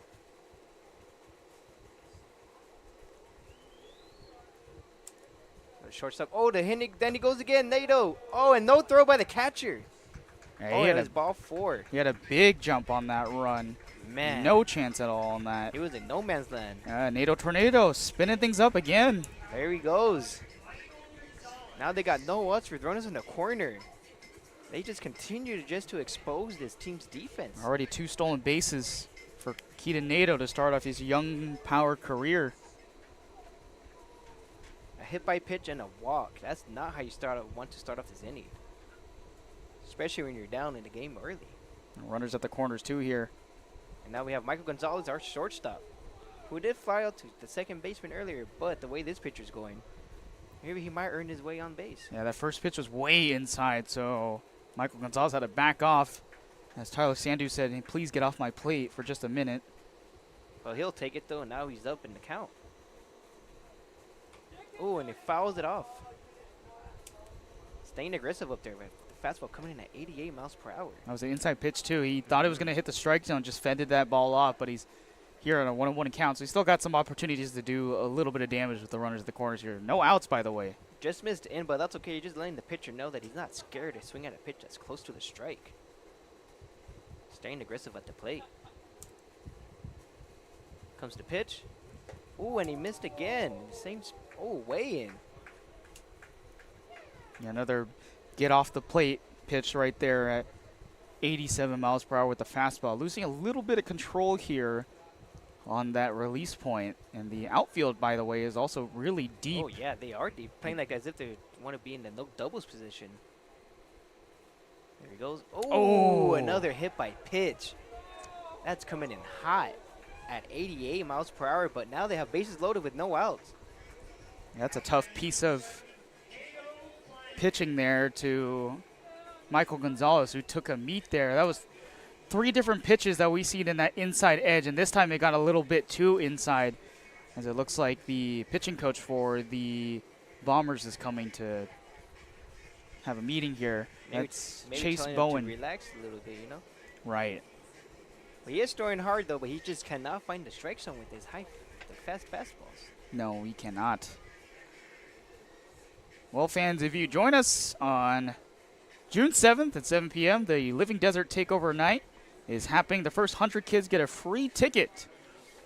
Living Desert is a local zoo that partakes here in Palm Springs, California, so come join us out at the ballpark. Beautiful zoo. Got some giraffes, some wallabies, and even some rhinos. What's your favorite animal?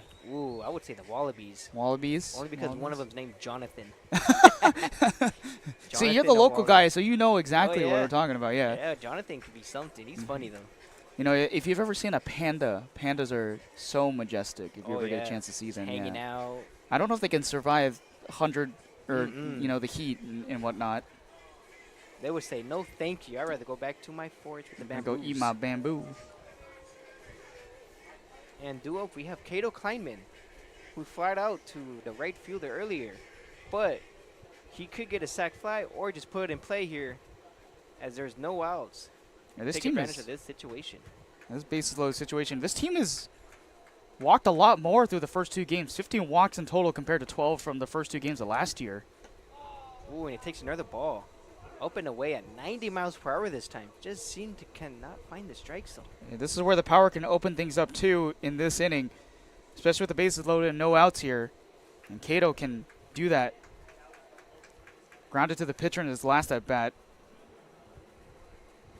Ooh, he takes up again for ball 2. And he's really having some control issues up on that mound. The last two pitches have been up towards that left corner, high above the strike zone at a high speed.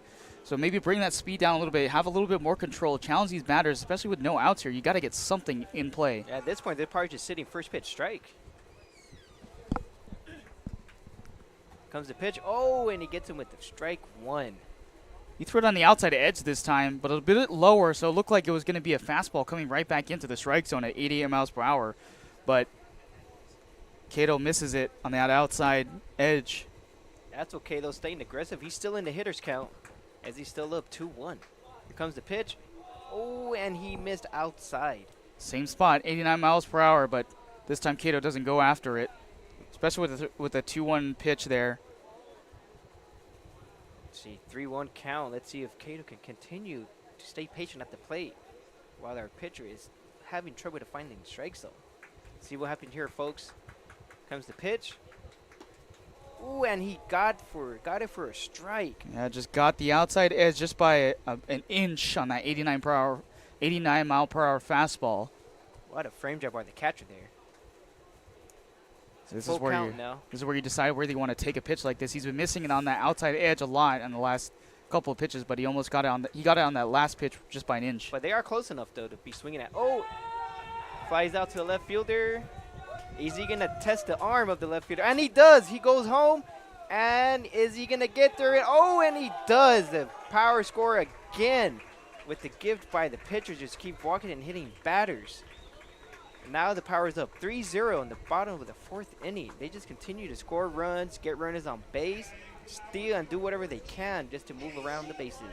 Yeah, he gets a pitch that he kind of liked inside the strike zone, very close to the middle, 87 miles per hour, kind of lined it up in the air, close inside.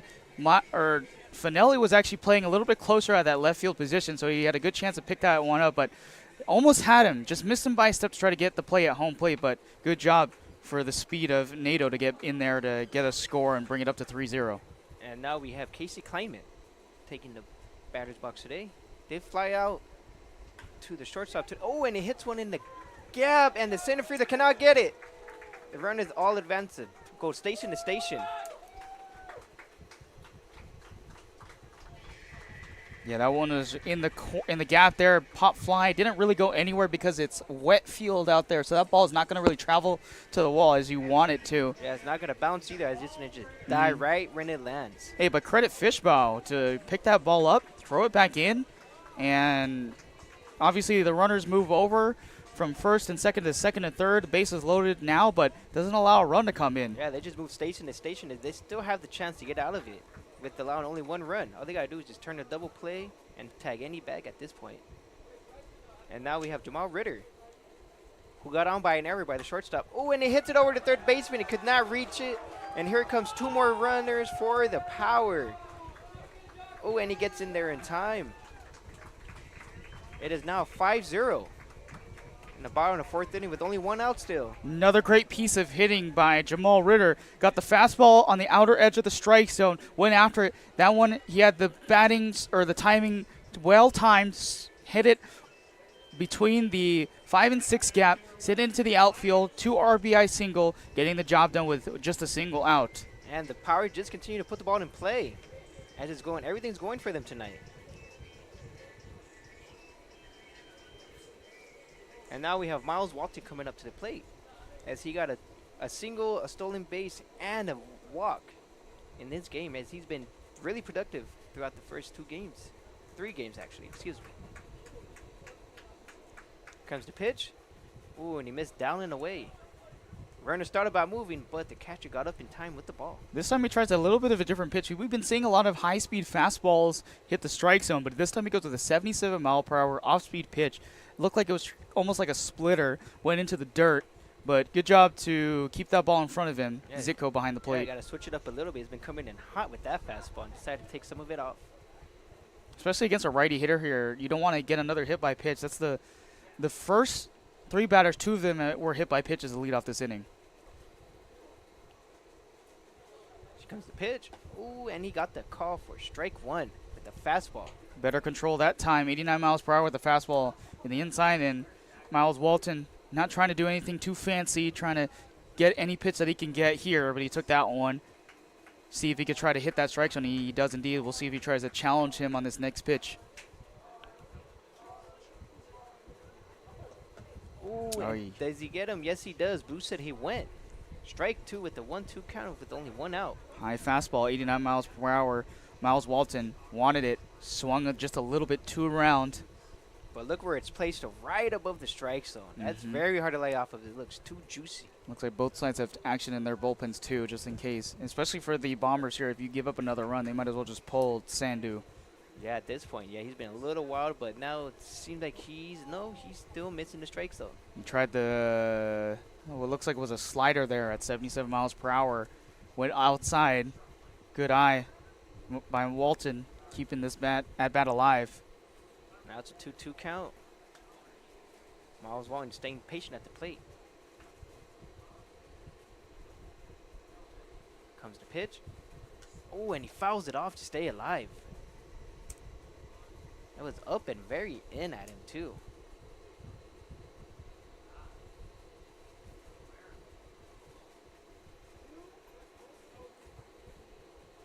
It's a 2-2 count with only 1 out.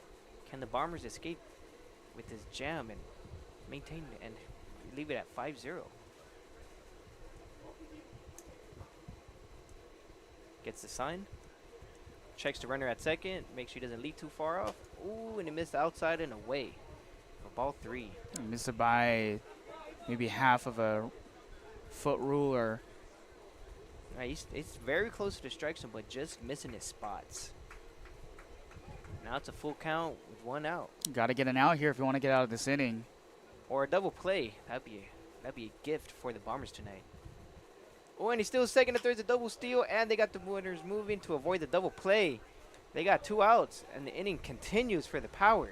Kind of a run-and-gun swing by Miles Walton, and a good recognition to see that. He kind of took his swing, went really fast with it to try to force that ball into play, sent it to the opposite side. No throw to try to get the lead runner out there, and another great job by Walton. At least get the runners in scoring position here with 2 outs. Walton did his job of putting the play on the ground and avoiding the double play. And now they have runners on second and third with Mark Kirkland batting up. And he did get a double and a walk. Oh, and he missed up for ball 1. Almost through the lineup here of Kirkland and Ryland Evans, who's in the on-deck circle, come up to bat here. And they get through. Will be 1 time through the lineup here.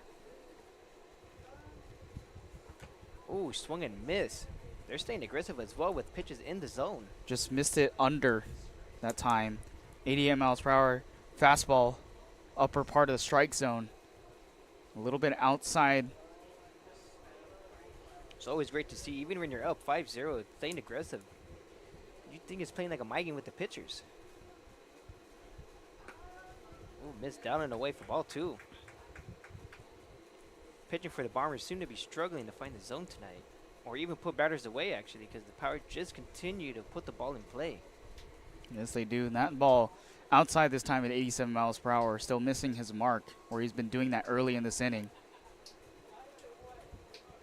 Comes the pitch. Ooh, and it fouls it off. Going towards the third baseline. A little bit late on the swing, a little bit under as well. Try to get big there as the pitch was over the plate. Yeah, I think he's looking. I think he's looking for that first home run of the Power season. That was right down the heart of the plate too. It's always good to see the batters being aggressive.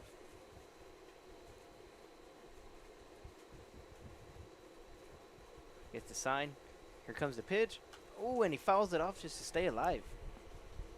Yeah, with the 2-2 count here, you'd imagine that Sandu would go on an inside pitch here this time, but instead he goes to an outside fastball, and all Kirkland can do is look at it, thought that it was going to be an inside strike, and fends it with the ball going outside of the strike zone.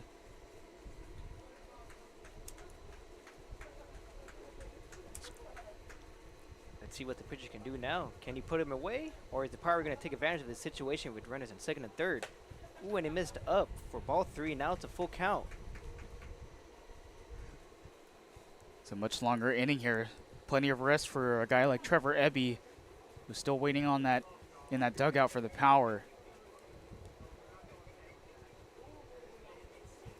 Gets the sign, checks the runners at third. There he goes. Oh, and he continues to foul it off. Kirkland is not going out without a fight. He's fouled off every single pitch that has gone for a strike so far. This will be pitch number 8 coming up here. The harder lineup for the Power just continues to show how dominant they've been all season. And they know Kirkland has a lot of power. They're still playing deep in the outfield here. Yeah, it's very deep, real close to the warning track actually. Oh, and he walked him ball 4. And the Bombers continue to struggle finding the strike zone and put batters away. Yep, another walk here for the Power batters here. It's a handful of walks here. 2 hit by pitches, 2 walks already, a couple of singles. Having a tough time up there on the mound, and yet again, another bases loaded situation. And now we have Rylan Evans, third baseman, who flied out to the center fielder and the shortstop today. Oh, and look at him. He continues to be aggressive at the plate. Strike 1. A bit early on the swing that time. 76 mile per hour off-speed pitch. Low part of the strike zone. Saw a good one, just missed it. Yeah, probably expecting fastball for how early it was.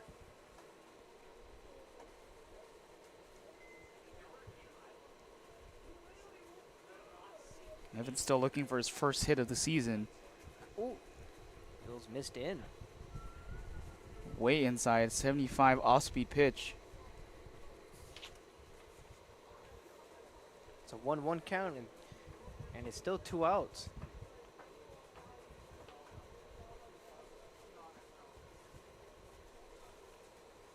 Can Rollins get a base hit and just blow it open? Oh, and did it hit him? It did hit him. Oh boy. Oh, another run for the Power. And the Power now have batted around. And do up its kid in the dough. NATO, excuse me, NATO.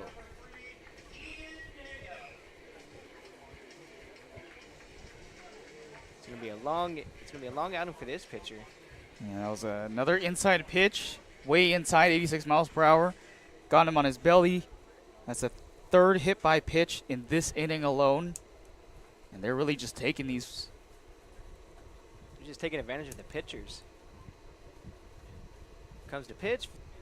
Ooh, and he hits it right to the shortstop. And let's see if he gets out. And they do. They finally get out of the inning, allowing 4 runs. And we'll be right back after these messages, folks.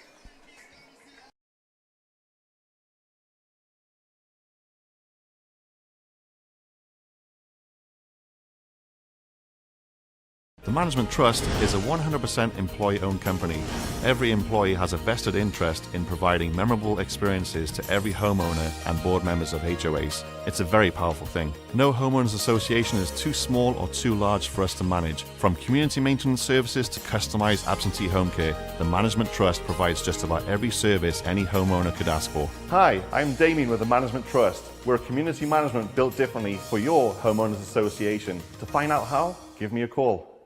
Outdoor living in the Coachella Valley is spectacular, and Tessera is the premier builder of outdoor living spaces in the desert. Nobody does it better than Tessera. From one end of this valley to the other, from Palm Springs to Rancho Mirage, Palm Desert, to Indio and La Quinta. For 35 years, we've created the ultimate in outdoor living, landscaping, pools, and patios, so you and your family can enjoy each other. Live well. Live Tessera. Quality first. It's quite a philosophy to live by. But world-class ingredients are the foundation of great meals. And we wouldn't have it any other way. At Kaiser Grill in downtown Palm Springs, we believe you deserve the best. So whether it's dinner for two or a celebration with 200 friends, quality is our promise to you. Because quality is king. Quality is Kaiser.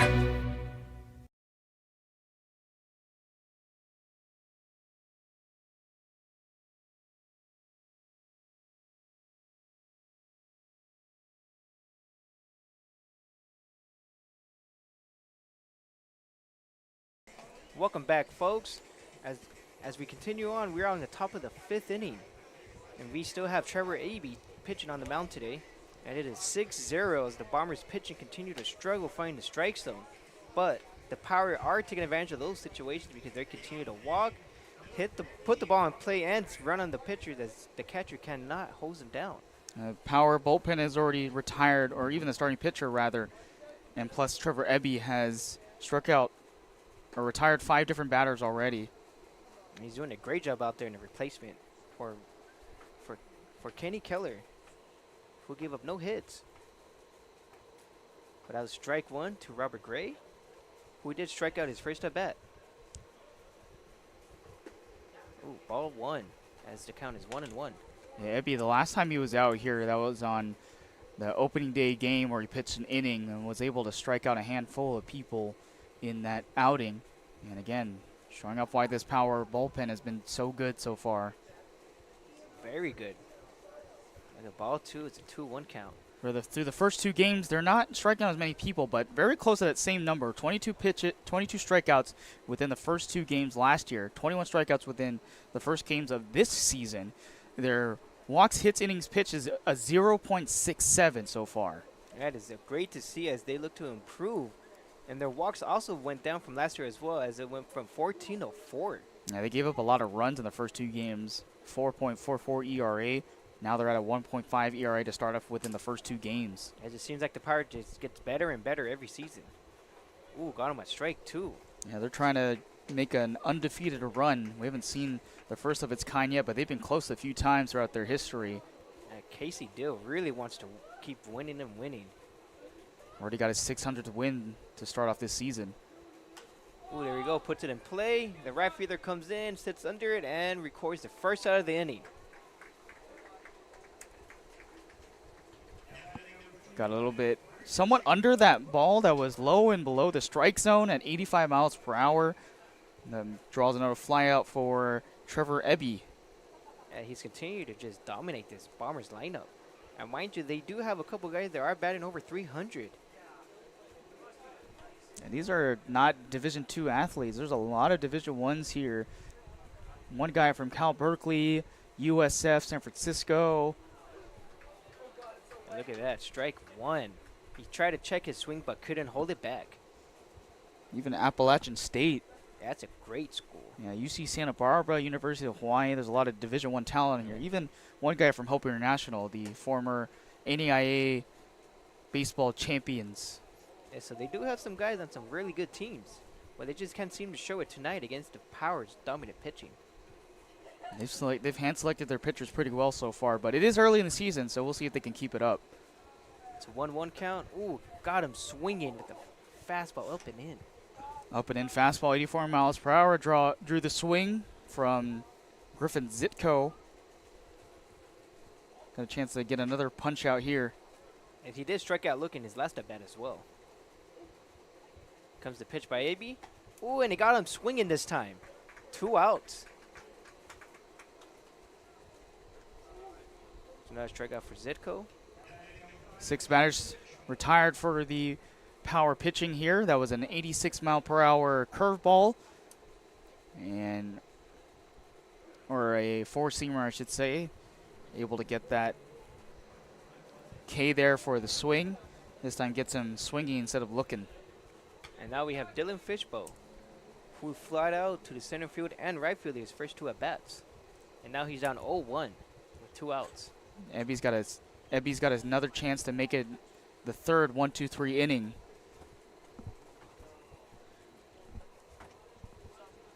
Let's see, Ebby can continue his dominance. Comes in again with strike 2.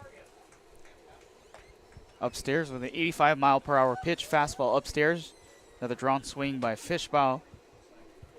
And again, using that high speed fastball upstairs, especially with the count here 0-2. Might try the off speed pitch. Comes the pitch. Oh, and he fouled it off with the check swing. Yeah, this time he did go with the kind of an off speed pitch, 76 miles per hour, but didn't get the drop that he wanted. Comes out upstairs, but it was close to the it stayed upstairs and close to that strike zone. So Fishbowl thought about it, but check swing fouled it off. It was close enough. Ooh, missed with the fastball. It's a 1-2 count. Looks like we'll probably get another new pitcher for the Bombers pretty soon. We do see some movement down there. Gets a sign from his catcher. Comes the pitch. Oh, and he flied out to the right fielder again. As Trevor Ebby has another 1-2-3. 75 mile per hour pitch upstairs. Got the swing from Fishbowl. Nice stuff from the power pitching already still. And we'll be right back after these commercial break.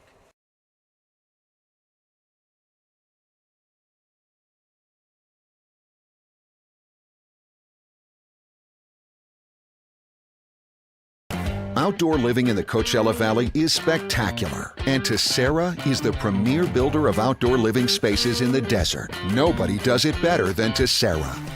From one end of this valley to the other, from Palm Springs to Rancho Mirage, Palm Desert, to Indio and La Quinta. For 35 years, we've created the ultimate in outdoor living, landscaping, pools, and patios, so you and your family can enjoy each other. Live well. Live Tessera.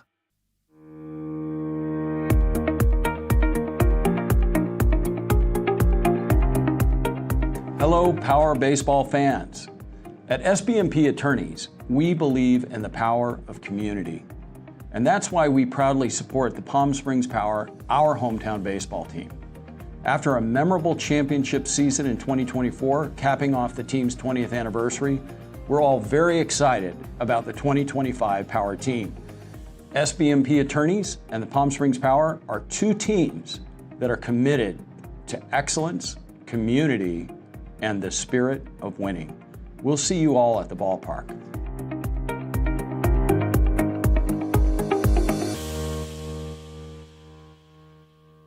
Monster Shakes, the best ice cream creations in the desert and only place in the world that serves all 10 flavors of Dole Soft Serve. The winner of the best soft serve and smoothies, home to the world's best date shake and other fun creations like ice cream nachos and the cotton candy burrito.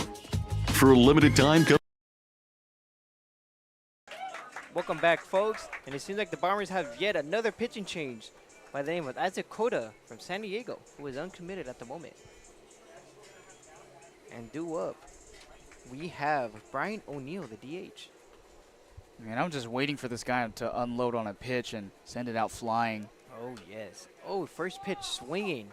He just missed it just by a little bit because that pitch was outside that time. Yeah, it seems like Power is still aggressive out on the play, even though they do have a 6-run lead. Want to see some fireworks tonight. Of course, there's nothing wrong with that. Taking Yeah. advantage of the Bombers' of control with their pitches tonight. Oh, there we go. Strike 2. Off-speed pitch on the outside edge. Got the look like basically a curveball pitch there, off speed. Dotted it 2 down and in. I mean, down and away. Excuse me. Gets the sign from his catcher. Ooh, and he missed. Up and away. Trying to see if he was in a chase after that pitch, but he's bad on it. And this is a big guy too, 6'3", 220 pounds. Yeah, it's a big boy. 14 home runs in that full season as a starter. You need that power with this power lineup. Comes the pitch. Ooh, and he missed again, up and away. That ball was way upstairs, 85 miles per hour, above the strike zone. Went out of the glove of Zitko behind the plate there. It looked like he had basically like a hole in his glove. Yeah, Brian O'Neill remains to spit on that pitch every time he throws it.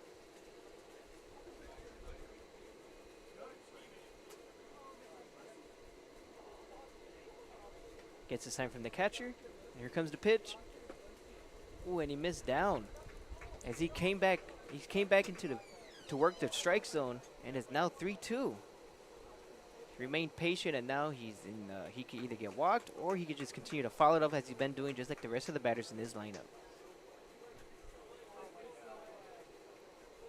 Oh, look at him! He's still fighting up there, raising that pitch count. Yes, indeed. That last pitch was actually right in the strike zone. The umpire missed a call just a tad bit there, but this next pitch, 85 miles per hour, just right in the heart of the strike zone, a bit upstairs, able to foul it off and keep this bat alive. Yeah, he just missed down, but did not get the call. Would have helped him most definitely. Oh, and he missed ball 4. As the power continue to take advantage of the Bombers' situation with the pitching, and now they get another runner on first base. A massive number of walks so far. That's 5 walks handed out by this Bombers team, and along with 3 hit by pitches. So that's a total of 8 different walks. 3 of those unnecessary as well. And due up, we have Michael Gonzalez, the shortstop, who got hit by the pitch in his last at bat. Takes for strike 1. How about Brian O'Neill so far? Started off with a double, 2 walks. Yeah, he's been fantastic so far, if you ask me. And fireworks coming from Palm Springs High School over there for their graduation. Congrats to all the grads over there. They're just giving a shout out to the power. Ooh, he missed away, ball 1. We should get all those graduates to come over to the stadium, huh? Oh, yeah. See some ball, see the power continue to dominate. And the fans seem to be cheering them on. I never had fireworks for my high school graduation. That's crazy. Honestly, all of a sudden. Man, they can do anything out here. And money talks. That's some crazy straight. Public school money, if you ask me. Strike 2 with that curveball, it seemed like. Yeah, he basically just threw a slow one and let Michael Gonzalez watch it go by like it was a museum exhibition at 69 miles per hour. It just swooped right in there. Yes, it did. It's a 1-2 count now. Wonder if they were in a delay, too, with the fireworks. Oh, there he goes. He continues to stay alive. The 1-2 count. Yeah, they were probably in a delay, same as us with the rain and everything. Oh, yeah. And now they get to do that over there. It was pouring for a cool 20, 30 minutes. Seems to happen down here in Southern California, to be honest. This is interesting. Still that outfield, still playing deep for the Bombers. And Michael Gonzalez is not known for his pop, but maybe they're just playing very defensively, tries to prevent any runners from taking an extra base. And Michael Gonzalez continues to fight up there as he fought off of 87 miles per hour fastball. Up and in. Still close to a strike, though, but you never know. The umpire might have called that one if he framed it real good.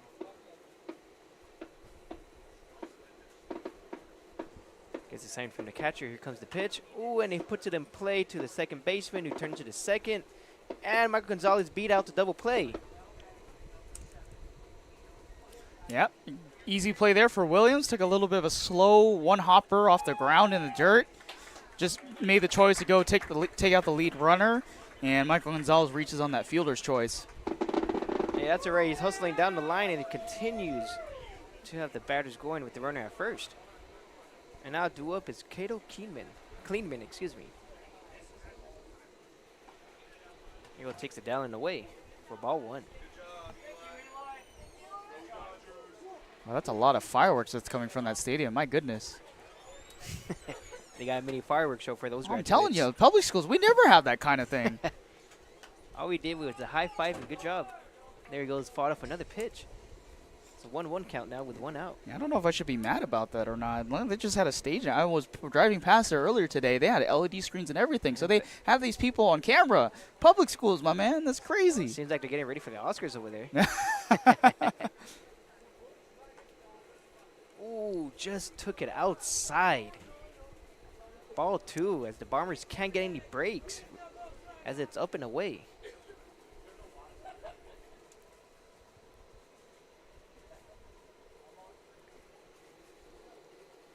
Michael Gonzalez got a lot of speed, but still staying close by.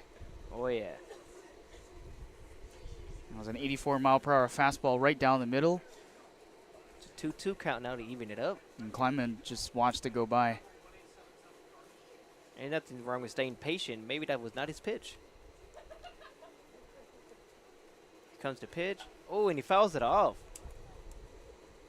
Each power batter just seems to be fouling pitches off that are close to the strike zone or in the strike zone, making the Bombers pitcher work tonight. Yeah, each batter's already fouled off 2 foul balls off of Coda so far. Yeah, not a lot of swing and misses.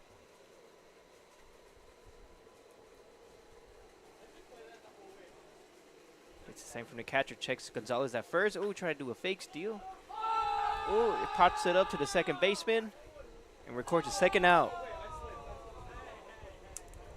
Now we got 2 down in the bottom of the 6th inning.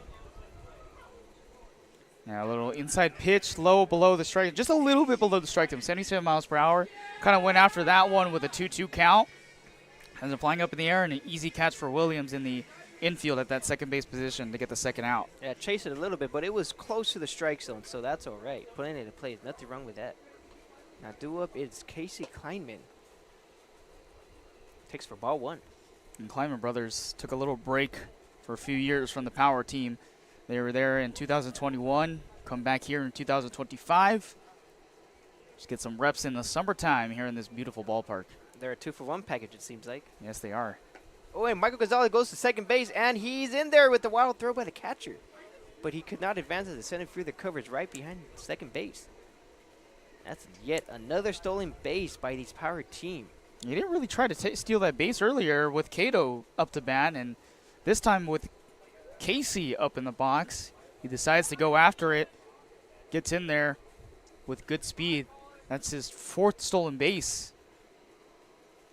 Power seems to have a lot of speed on the base pads this game. It takes for strike 1, and now it's a 2-1 count with 2 outs. That was upstairs, 84 miles per hour inside the strike zone. But that eliminates the ability for the defense to create a double play. Oh, there he goes. Hits it to the shortstop. Oh, Kleinman. Oh, and he beats. And Gonzalez goes home after that mishap by the shortstop. That was their inning ending out, and they cannot get him at first base. Yeah, that was a weird little hopper right there. It took a little hop on the infield grass for Leach. It looked like a routine play. And then by the time he tried to glove it, he was looking at first base to try to make that throw. Yeah. And by the time it was like, whoop, magic trick right through his glove. You looked at it, it was like, there might be a hole in here, and then went into the outfield. Took his eyes off just for a second as Kleinman was running down the baseline hard. And now they got ball 1, and the inning still continues. Not the best way to start your season for the summer. But now due up, we have Jamal Ritter, who's also had himself a day. Yes, he has. He's reached on an error, single, that ended up with 2 RBIs. Flew out to left field, but he's having himself a pretty good start to this young season. Yes, everyone in this lineup's just getting their way. Oh, here comes another stolen base by Kleinman, and the catcher decided not to throw it. I mean, this is just some great stuff from the power runners here. That's another stolen base for them. Yeah, as soon as they get the sign, they're just taking off. That's his first stolen base of the season. Everyone gets a stolen base today. You get a stolen base. You get a stolen base. The DH gets a stolen base. Now it's a 2-2 count with 2 outs. Inside heart of the strike zone, 84 miles per hour. Ritter just keeping the bat alive. Fouls it off. Comes the pitch. Oh, and he fights it off. Almost let the bat fly out of his hands. Yeah, that's what we call a stinger, especially when you have that bat hitting that inside part and you're getting jammed up. That was an 88 mile per hour pitch. Kind of one-handed it as he let go of that bat. Kind of rung around in his hand like as it vibrated. Yeah, you will definitely feel that one. Oh, yeah. Not a great feeling at all. Ooh, and he takes. What a great take by Jamal Ritter. Yeah, it's like taking a golf club and hitting it on a metal pole, and you see that wobble, Yeah, wobble. vibration's no fun. Yeah. A full count here. Expect him to at least try to take something if it's close enough. Yeah, that was a great pitch by the pitcher, leaving it right above the strike zone. Did not chase it at all. Ooh, and he's very early on that pitch. Fouls it down the right field line, out of play. That was the right idea, though, on that pitch selection. Try to get it inside, cause him to swing and a miss on the off-speed pitch, but Ritter timed it up pretty well, just was a little bit early on that swing and sent it out flying. That pitch was going to be called a strike. Kleiman's down to, and another foul ball. These power hitters just seem to be on it tonight. Very close. They've gotten close every single time, every single one of these hitters. Very close. You'd like to see them get that meat of the bat up to the ball and try to drive one out of here. First home run of the season. Here comes pitch number 9. Casey Kleiman just taking a little lead out there at second base. Not doing too much. Ooh, and he hits it. Oh, right to the center fielder for out. Let's see if he gets under it. Out number 3 as the Bombers finally get out of the inning. Only allowed 1 run this time, though. They just missed it by a little bit. Pitch upstairs fastball. Barely got the meat of the bat on it, but unable to get that out. 86 miles per hour off the bat. But Power get another run. Yeah, they just continue to dominate, and we'll be right back after this commercial break.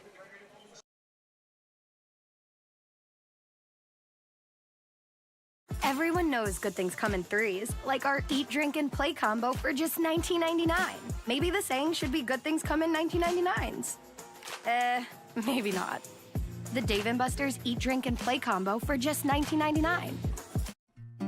Try our big, beautiful all-day menu with more than 70 delicious dishes and our award-winning 3-course brunch for only $27.99. At Palm Springs' most popular restaurant, there's always a party at Lulu. Jessup Auto Plaza has been proudly serving the Coachella Valley since 1938 as your trusted family-owned auto destination. Now, electrify your drive with the Valley's most extensive range of electric vehicles. Drive the Chevrolet Blazer, Equinox, Silverado, the powerful GMC Hummer, Sierra, and the distinctive Cadillac Lyriq. Silent power, bold performance. Electrify your drive. Jessup Auto Plaza. Since 1938, the EV brands you love, the family you trust.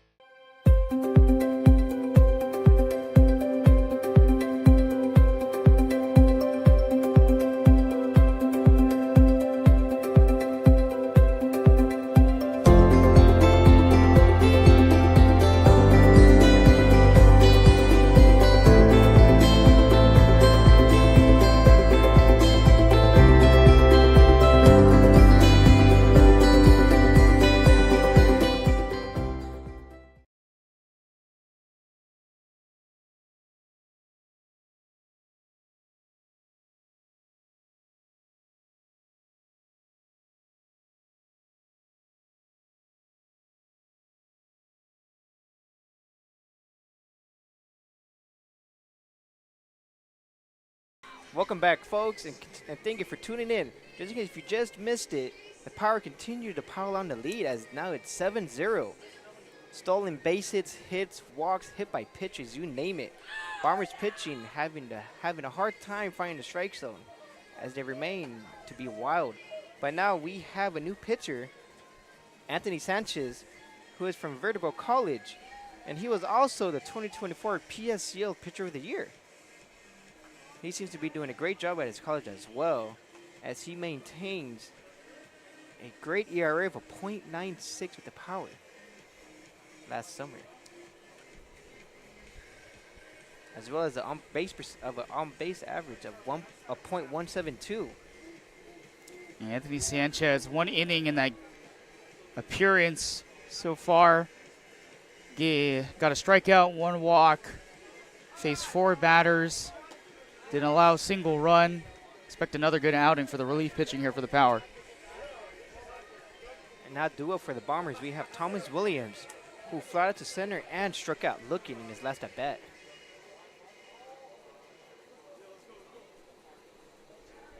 This has been pretty good so far. Just one single hit for the San Diego Bombers so far, just through 5 innings.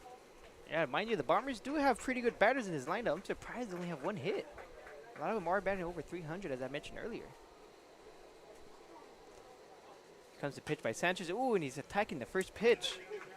Left over the plate as he takes it for a first strike.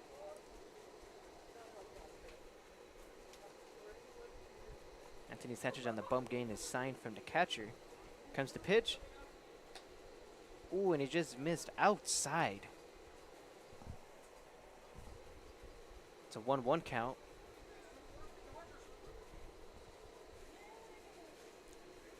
Ooh, and it hits it right to the shortstop, Michael Gonzalez. It's a routine play for him as it was hit right at. Oh, it almost got him off the back with that throw. First baseman recovered. Great stretch by him. The good play there for Michael Gonzalez. Hands it up inside his body, protects it from going into the outfield. Routine play.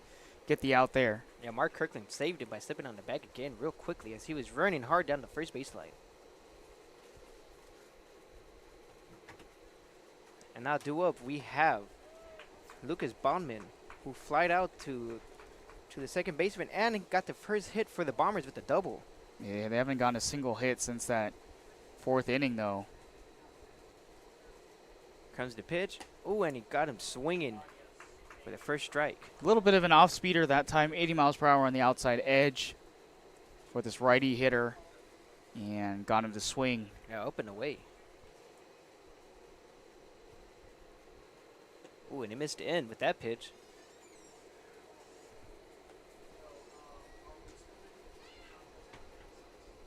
It's a 2-1 count now with 1 out.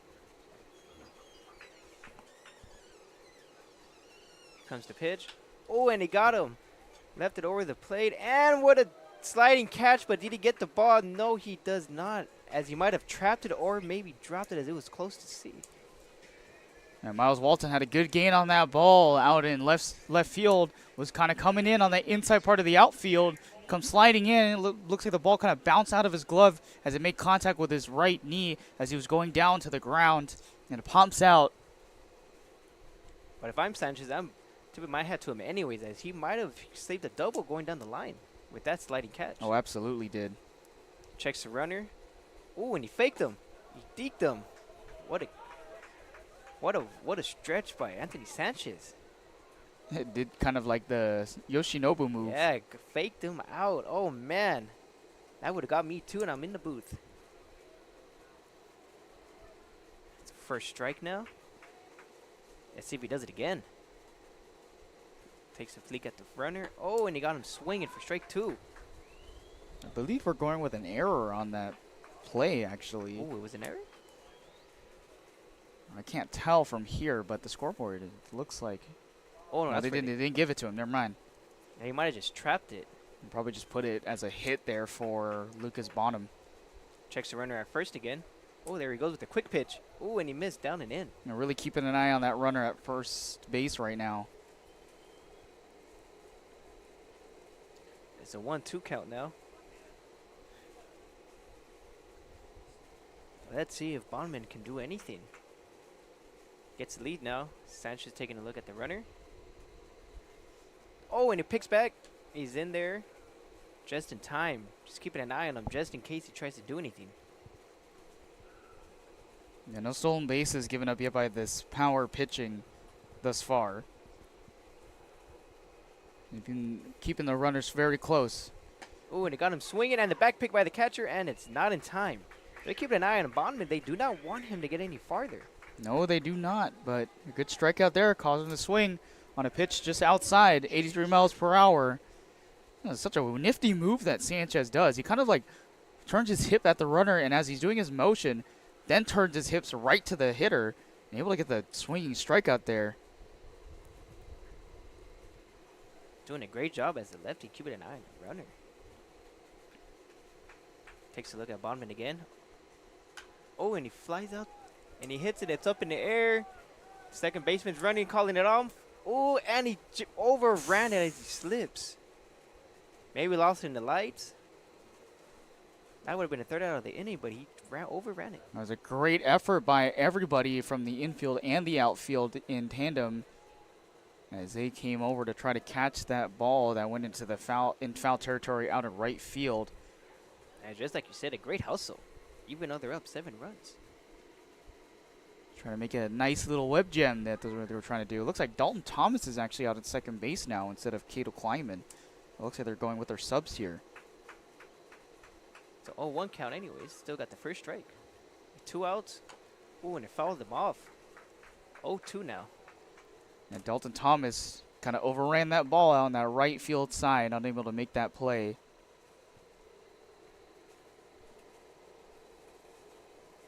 Yeah, they took out Cato. They put in Dalton at that second base position for the time being. Sanchez checks the runner at first. Checks him again. Here comes the pitch. Ooh, and it got him swinging straight 3.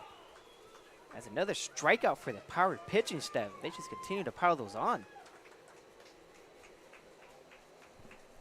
And then we'll go ahead and be right back after this commercial break.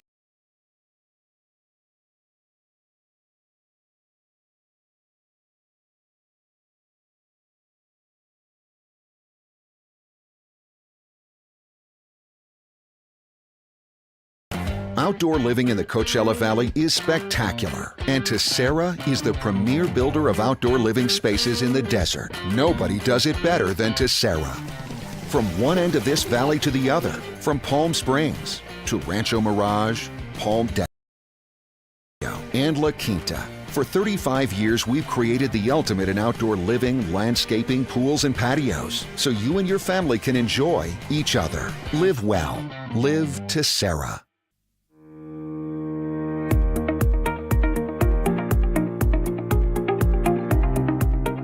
Hello, Power Baseball fans. At SBMP Attorneys, we believe in the power of community. And that's why we proudly support the Palm Springs Power, our hometown baseball team. After a memorable championship season in 2024, capping off the team's 20th anniversary, we're all very excited about the 2025 Power team.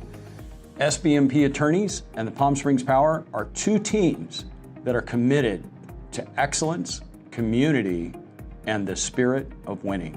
We'll see you all at the ballpark.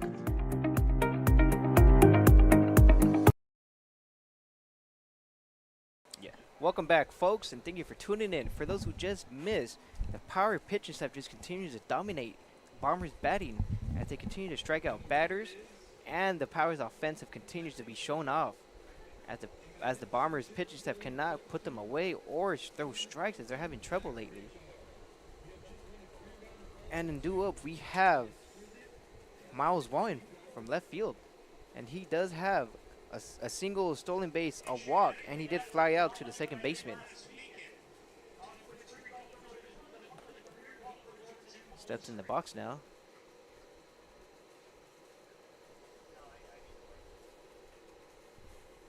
Isaac Cota comes into the pitch, throws, and missed.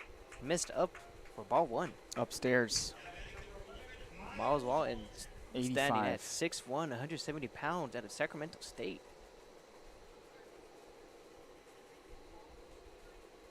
Comes to pitch. Ooh, and he missed again for ball 2. Looks like they're taking out their starters. In just a minute here, it looks like, because Mark Kirkland's not in the on-deck circle anymore. Oh, it seems like they're putting in the reserves to get some at-bats.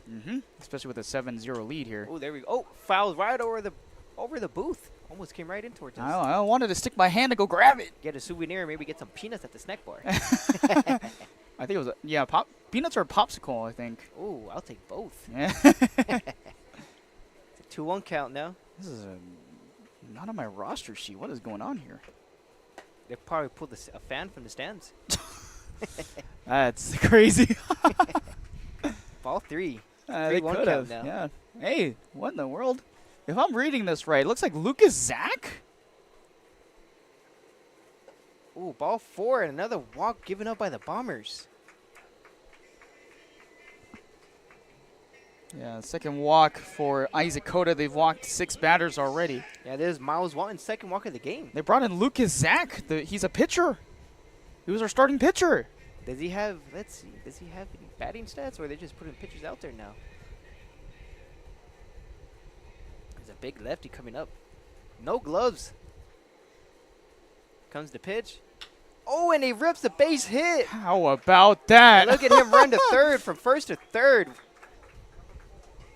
Oh, man, they put some magic in that bat. Okay, so Lucas Zach has got some two-way ability, huh? He does. Standing 6 feet, 170 pounds. From the lefty batter side, just sent that right between the 3-4 gap. Went into the outfield, a grounder single. Out of Tennessee Tech. Hello.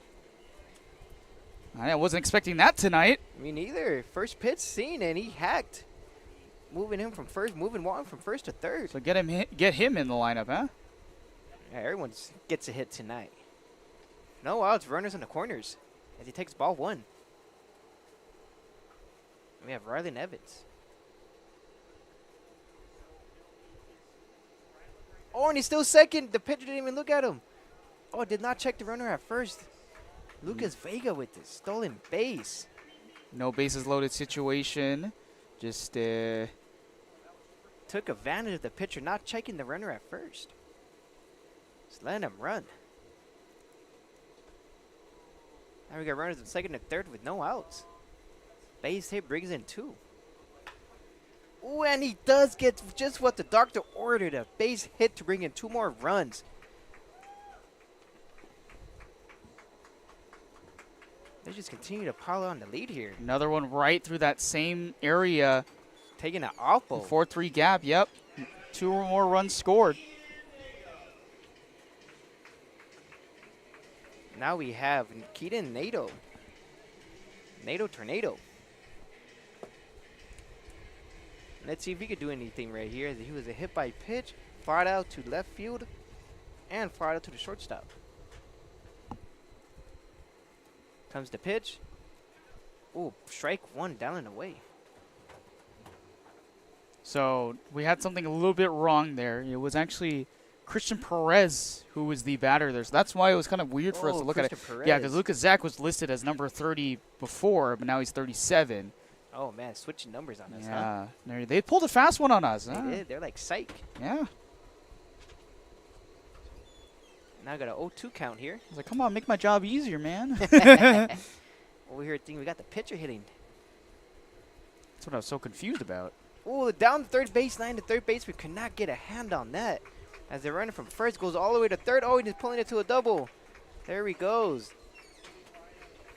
2 strikes, and he turns it into a double down the third baseline. High fastball inside the strike zone, 84 miles per hour. Just hacked at it, sent it into the left corner.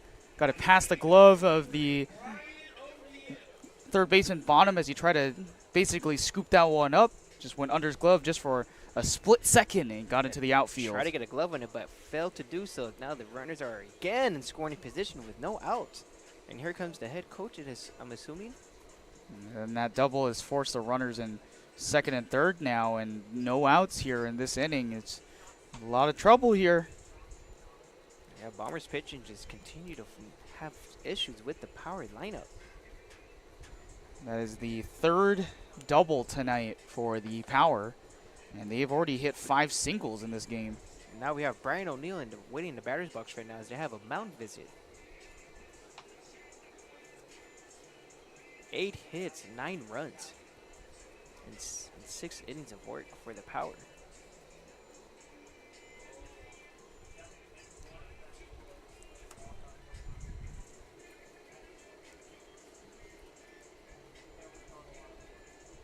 The Power just continue to show off their power and batting abilities in this game against the Bombers. Mm-hmm. It's great to see. First 3 games, and they're just dominating. Just like picking off where they did last year, where they scored 23 runs in 2 games.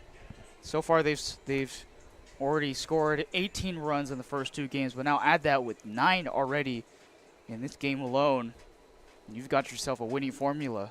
And as well as 25 hits in the first 2 games last year, too. Getting a lot of hits here tonight.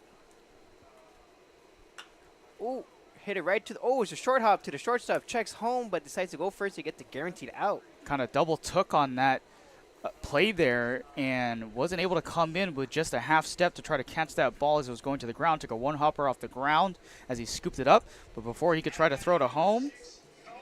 Yeah, it's better to get the guaranteed out than to risk it. Exactly. Now they got one out with the man on second. And Nato comes in and he scores. Yeah, now it's 10-0. Excuse me, Rylan Evans comes in to score. Yeah, Nato stays at second. So now it's one strike. Probably be a fielder's choice. Yeah, but at least you're getting the guaranteed out there. Better to get one out than no outs at that point. Right. Runner's going to score no matter what. Unless he has an arm like Machado, but it's not guaranteed an out at home. 71-mile-per-hour pitch there. It's getting the same from the catcher. Coming in from the stretch. Checks the runner at second, Nato. Ooh, and he just missed for a ball. It's a 2-1 count now. And it looks like they've gone to the bench again, and this is Cohen Goes here in the spot. with the 2-1 count for Goes. There we go. Fouled it off. 2-2 now. And just firing off pitches at this point. Not a lot of swing and misses from the Power tonight, which is something you don't want to see if the Bombers pitching staff. No strikeouts so far either. Wow, no strikeouts. Much different than what they've had through the first couple games. Yeah, they just seem to be locked in on one of what's on the line this year. They struck out 11 times. No strikeouts here for any of the hitters. It's great to see. Let's see if they can continue that streak. Oh, whoa. Spoke too soon. Went for the high upstairs fastball and nothing there for him. Yeah, those are always hard to lay off of. Looks too good to be true. Now we got Don Thomas coming up to the plate. No, man, we just did a commentator's jinx. We were just talking about how they weren't getting any strikeouts, and he just pulled that one. I blame you. My fault, guys. Sorry, Cohen. Yeah, his name is Justin Lee, by the way. Hey, don't put me on that list.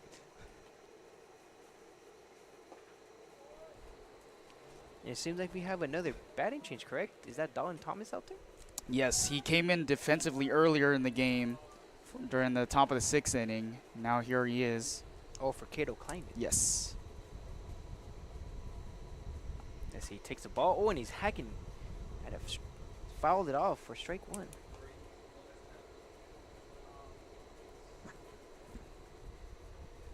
And they're just taking advantage of every pitch they see that's close to a strike. Now it's a 1-1 count with still 2 outs. Nato still at second base. Oh, another pitch fouled behind the backstop, and now it's 1-2. 72 miles per hour on that pitch.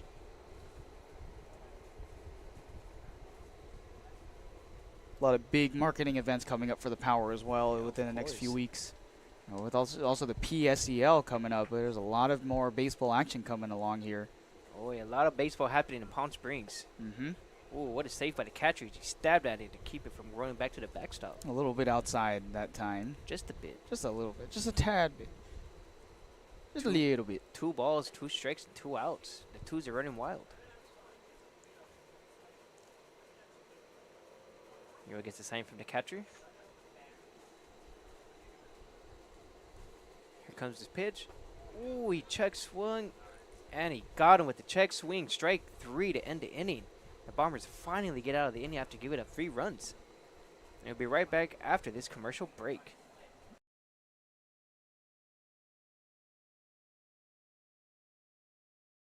Everyone knows good things come in threes, like our Eat, Drink, and Play combo for just $19.99.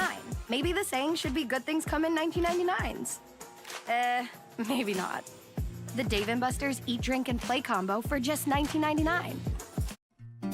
Try our big, beautiful all-day menu with more than 70 delicious dishes and our award-winning 3-course brunch for only $27.99. At Palm Springs' most popular restaurant, there's always a party at Lulu.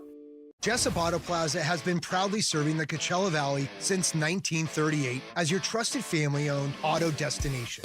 Now, electrify your drive with the Valley's most extensive range of electric vehicles. Drive the Chevrolet Blazer, Equinox, Silverado, the powerful GMC Hummer, Sierra, and the distinctive Cadillac Lyriq. Silent power, bold performance. Electrify your drive. Jessup Auto Plaza. Since 1938, the EV brands you love, the family you trust.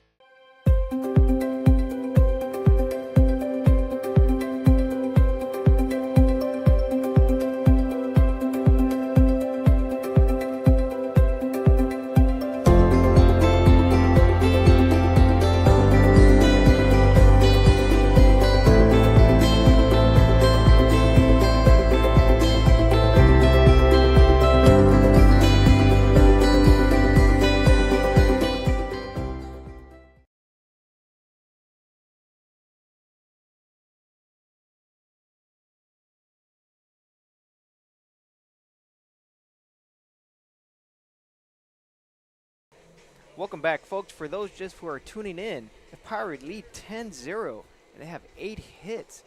And the Bombers continue to struggle with their pitching tonight. And the Pirates are always continue to take advantage of that as they have. They brought in 3 more runs. Yeah, they've been doing very well offensively. The first time in this season where they've scored more than 9 runs. And everybody in the stadium gets a pretty big McDonald's deal with that amount of runs. Yes, and now we have a substitution yet again. Kyle Becker, standing 6'1", weighing 190 pounds, out of San Diego, California. And he is currently a junior, but he is in the transfer portal. It's a lefty on lefty action here. Here comes the pitch. Ooh, and it takes for strike 1.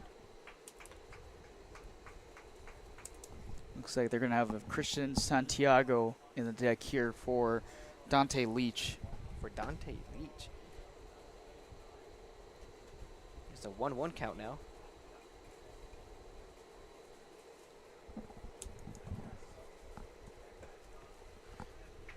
Oh, got him for strike 2. Got him looking at that pitch. You got him with the off-speed pitch upstairs with the strike.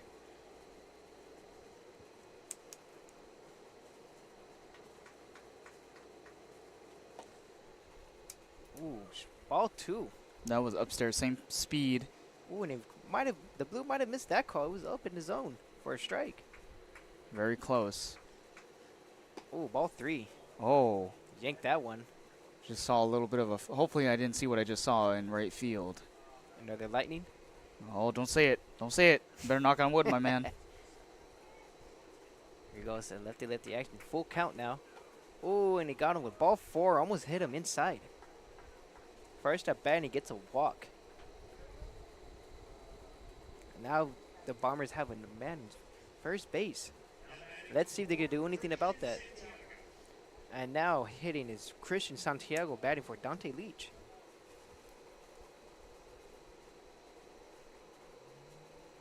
Another lefty for the Bombers. Christian Santiago is coming from L.A. Pierce College and is currently a sophomore. Ooh, check his swing, and it's ball 1. He's about 5'9" and weighs about 175 pounds. From Valencia, California. Checks the runner at first. Comes the pitch. Ooh, another check swing, and it did not go. It's ball 2, 2-0. I'm liking this little move that Sanchez has on the mound, keeping that runner at first base, kind of really watching him close, even like in the middle of his motion too. Yeah, Sanchez has a really good fake move to first. As Santiago is batting .385 out of L.A. Pierce College with 40 RBIs. There you go, drops one, dumps one in the outfield in shallow center. And Santiago does have 7 stolen bases with them as well. Pretty much got the pitch that he wanted on that swing there. That was 82 miles per hour, very close to the bottom part of the strike zone. A little blooper, flared out to center field, 64 miles per hour off the bat. 3rd hit of the day for the San Diego Bombers. Yeah, and now we have number 50, Robert Gray, who struck out and flied out to right field in both of his at-bats. Christian Sanchez checking the runner at second and first. Here comes the pitch. Ooh, missed down and away for ball 1. That is just the 3rd hit for the Bombers in this game. Yeah, only one really barreled up earlier in the game. Yeah, they haven't had more than 3 runners on the bases. They're still trying to strike through against this power pitching. See if Sanchez can try to continuously hold this San Diego Bombers team and get the shutout win. The base hit brings it 1. Let's see if they take advantage of a run in scoring position with no outs. Ooh, got him with strike 1 swinging. Seemed to be out in front of that one. Good outside pitch, a little bit off speed, 82 miles per hour. Typically his speed has been up in the upper 80s. Catches the eye for a split second, gets him off guard, swings and misses on that pitch. Continues to check a runner at second. Ooh, missed outside. Upstairs and Just outside, missed 72 miles per hour. by a couple inches. Yeah. It has a tight strike zone now with the lead.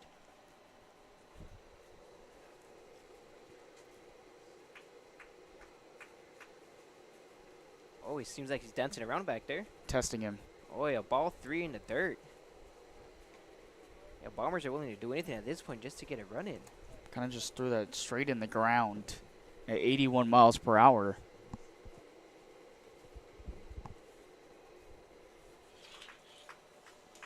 Barbara Gray, who is 6'1", weighs a whopping 220 pounds out of Saddleback College. Ooh, missed away, ball 4. Now they have bases loaded with no outs, and it looks like Sanchez is staying in there. This is where the Let's see if he can get out of struggles. this jam. It's where the struggles start to settle in just a little bit. Second walk of this half inning for Anthony Sanchez, and now he's got the bases low situation, and Casey Dill keeping him in there to try to see if he can get out of this little cinch here with the bases loaded. Yeah, with that walk, it set up a double play. Mm-hmm. That's a good thing about it. Here we go. Ooh, misses for ball 1. And now we have Griffin Zitko, the catcher. And he struck out twice in both of his at-bats. One looking and one swinging.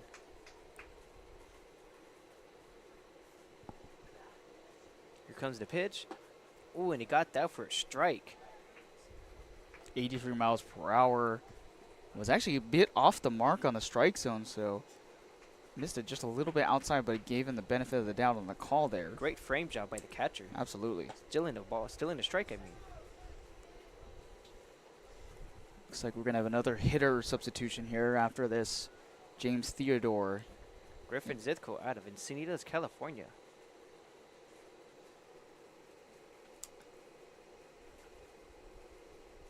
Who is a senior at Cal Lutheran. Excuse me, he is in the transfer portal. Excuse me. Division III powerhouse, Cal Lutheran. What a school. Great school.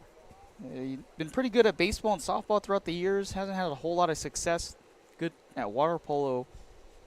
Rivals with Chapman University, where your boy is from. All your alma mater.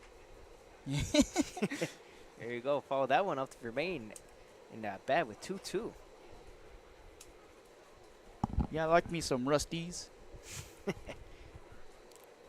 Over at Cal Lutheran, he did collect 14 RBIs. And collected 23 hits in his 3 years there. A couple of top programs. Laverne has always been on the top of the SCIAC conference in Division III baseball out there. Ooh, got him swinging again for strike 3 as he has 3 strikeouts tonight.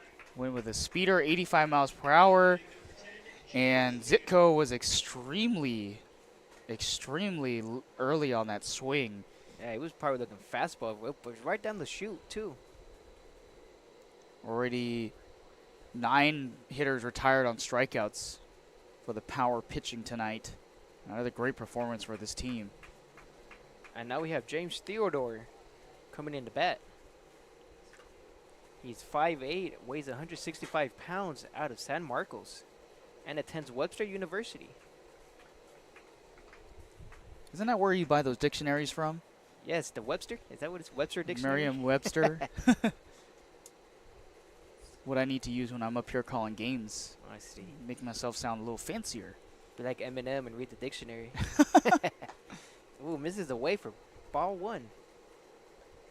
James Theodore is an outfielder. We've got Bark in the Park on June 17th at 7 p.m. So come and bring your dogs out to the ballpark on June 17th. Only if they're good boys and girls. Yeah. Strike 2 got him swinging. Off-speed pitch, 73 miles per hour. Got him swinging early. Yeah, what's your favorite breed? My breed, ooh, let's see. Not a Chihuahua, because they're something. They'll keep you on your toes. Yeah? Oh yeah. I think would Beagles say kind of Beagles are same nice. thing. Yeah. I have 2 Pomeranians at home. Shout out to Coco and Muffin. And Theodore is batting .384 at Webster University. Just fouled that one off on the outside pitch, 85 miles per hour. doubles. He is certainly a batter. He's got a good chance to score some runs. Yeah, The first ones bases of the loaded day for for the him. Bombers, yeah. 68 RBIs in 2 years there. Although he only has 1 homer, but who knows if he gets a hang of one here, he could drive it. Comes to pitch, a 1-2 count. Oh, it got him swinging. Another strikeout for Sanchez. Got him to go after the outside off-speed pitch and got him swinging once again. Another good piece of pitching there, especially with this bases loaded jam. Yeah, he's really working through it. No outs, too, and now he has 2. Can he continue to get out of this inning, though? And he led off with a walk, gave up a single, and then a walk after that. So it's gotten us here to this bases loaded situation. Now he's got a chance to get out of it now. It's been a strikeout machine so far. Of course, just like the other power pitchers. They've just been on it the past 3 games. They've made it to 10 strikeouts today. Man, look at that. You have to feel real good if you're Casey Dill at this point. Ooh, look at that. Down the third base line. Oh. Finally, they break through with the base hit as all the runners are going. Thomas Williams coming through for the Bombers as they're on the board. Great hit, 93 miles per hour off the bat. Got it towards that third base line, just out of the reaching glove of Rylan Evans as he was going down to the ground, went into the corner. Bases clearing, 3 RBI double for Thomas Williams. Great piece of hitting. And now they cut the lead down to 7. Still a lot of ball left. But can the Bombers continue to hit the ball or put it in play at least? They need to cut down on the strikeouts. They even want a chance at this point. And it's just tied the most runs given up in a game so far this season. And and the right fielder's running. Oh, and it was just out of his reach, and the Bombers score again with another double. Oh, it is rounding second. Scoring to 3. Oh, no, he's calling the middle. And he's back to second. Oh, man, he was almost in no man's land. Third base umpire caused him to stop there. Lucas Bonham sending that out to deep right center field, and Keaton Nato coming in from the right field position just kind of misjudged it out there. At least that's what it seems like. And now it seems like another mound visit. Pitching change maybe. Oh yeah, Casey Dill is taking him out, and we'll confirm with you what pitcher we have coming in next. He's given up a lot of hits here already. Bases clearing, runs there, and it's cut it down nearly to half the lead. And they still got a run in scoring position, but they do have 2 outs. They can't afford it though. They have a lot of insurance. It's a tough road to come back up because the power pitchers have just been on it, as we mentioned earlier. We got our legend coming up here in Mr. Johnny Young. Johnny Young coming up to pitch again. He's been great so far. Pitched in the fundraiser game. That was fun to watch. Yeah, fundraiser game with the Palm Springs Power versus the Police Department and Fire Department. Sanchez goes down 2/3 of an inning, and now we've got a new pitcher coming in.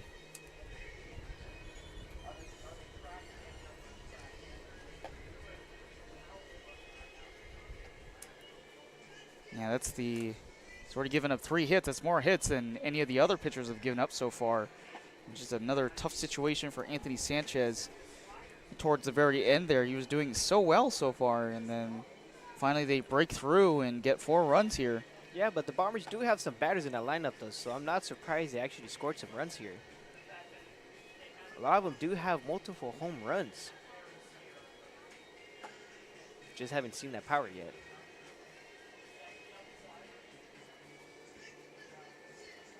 And we got a lot of action going on in the power bullpen as they do have another pitcher down there warming up. Just in case things get out of hand. Just in case. You don't want to give up a lead here, especially with, obviously you go 10 runs, give up no runs so far, and finally they start breaking through with some runs. You kind of start to think maybe they have a chance to get back in here, but manager Casey Dill going to the bullpen to try to keep this score still where it is. But now they've given up more runs than any other game so far this young season at 4. Mostly giving up so far is 3. Yeah, nothing wrong with taking him out in that situation. You want to stop the momentum, and Johnny Young seems to be the guy to get that job done.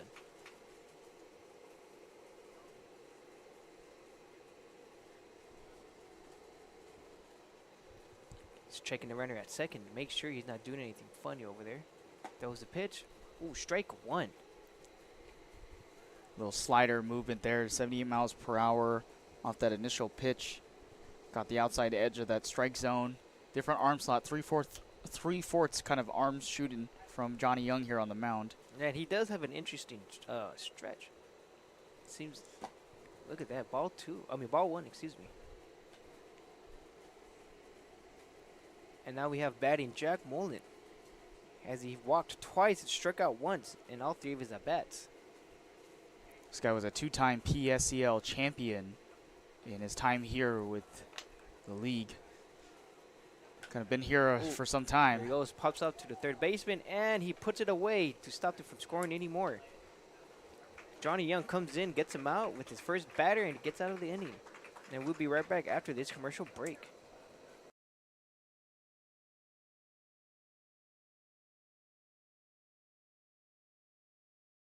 The Management Trust is a 100% employee-owned company.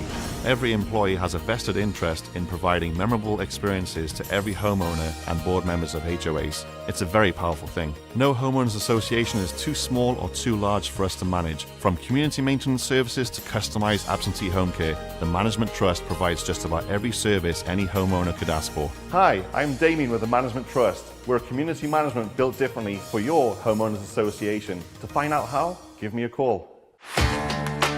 Whether you're building, landscaping, renovating, refreshing, or simply researching, rent the right size tools for your size jobs. In store, online, or in app at Sunbelt Rentals, where tools rule.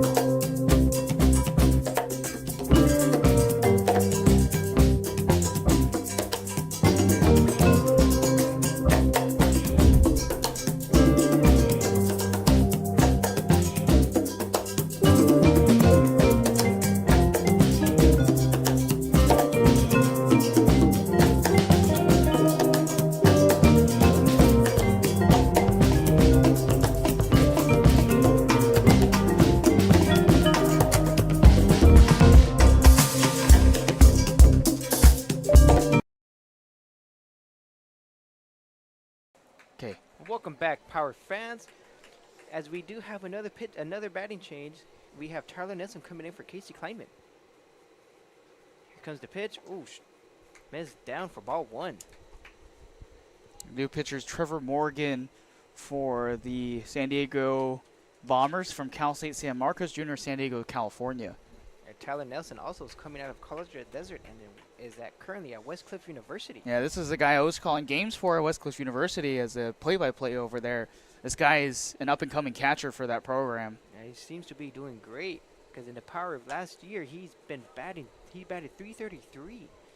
And it looks like his numbers continue to go up as each year goes by. Yeah, this is a guy who has been in this program actually for some time for the Power. Was here last year as well and plays for Coach Dylan Hoffman of Westcliff University. He coaches a summer team that will be playing here pretty soon.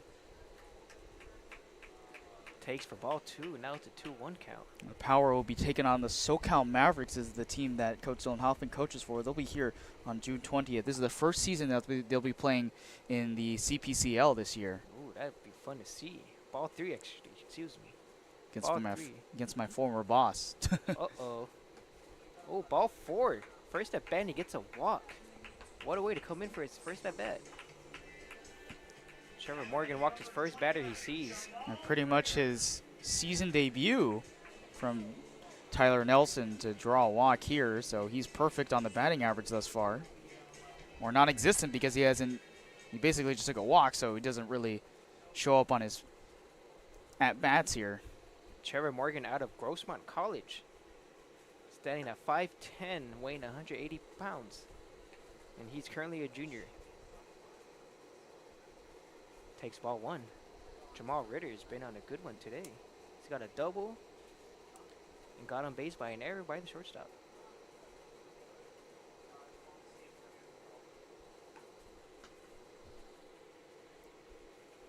Alright, Zakota takes a deep breath, trying to get back his cool. He's down 2-0.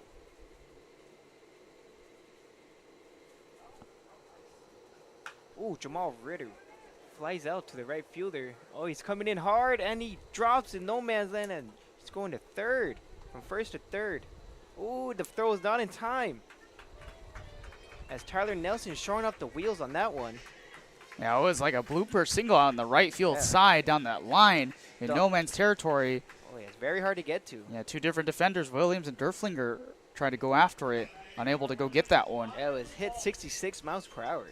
Just died, especially with the rain. It made the ball die out there as soon as it landed. And now they got runners in scoring position yet again. Seems like this to be an occurring thing every inning. Jamal Ritter standing at first. Let's see if they continue to steal bases. Oh, and they do. Look at him go. Jamal Ritter is in there with the wild throw by the catcher. And now they score again. Jamal Ritter advances to third with no outs again. Basically no decision on that one since there was a runner at third. So uneven odds with the bases. Ball gets away from the covering player in Williams. It goes into the outfield. Allows a runner to score on the pass ball there. Not helping out the pitcher at all. And now he has to work his way out of this inning again. It's definitely going to be an error. By the catcher. By the catcher, yeah, on that throw.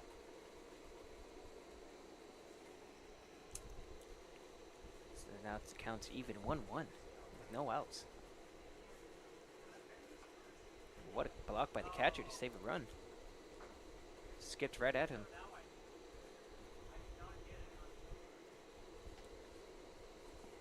So far in this game, there's only been 2 innings where they have not scored a run.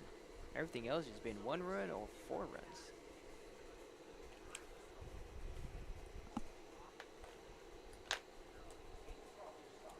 Gets a sign from the catcher. Here comes the pitch. Oh, and he rips it down to the left, over the left fielder. Is it? It's out of reach for him. It's a one-hopper to the wall. And yet again, they score again with another double. Just piling up that lead here tonight. 10 hits tonight with 11 runs. The well-hit ball off the bat there. Over 80 miles off the bat. Took a one-hopper off the wall. And yet another run scored here for the Power as they run it up 12-4. They got a huge chunk, at least half of those runs back that they gave up in the previous half inning.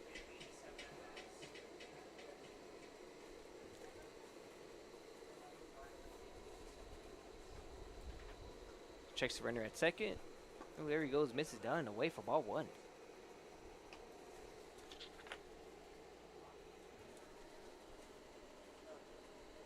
Still Lucas Zach up here in the batter's box here. Still nobody out here. Just trying to fight their way out of this thing. This is pretty much turned into a lopsided game already. Yeah, just trying to do anything he can to get one out here. But the ball just keeps bounces off their bats. Here we go, ball 2. It's double number 4 for the Power already. Ball 3, excuse me, 3-0 again. Hitters count. He's either going to take or he can have the opportunity to take a swing here. Got a triple. He's first at bat. Ooh, takes for strike 1. It's a 3-1 count. This time he took the heater up in the zone.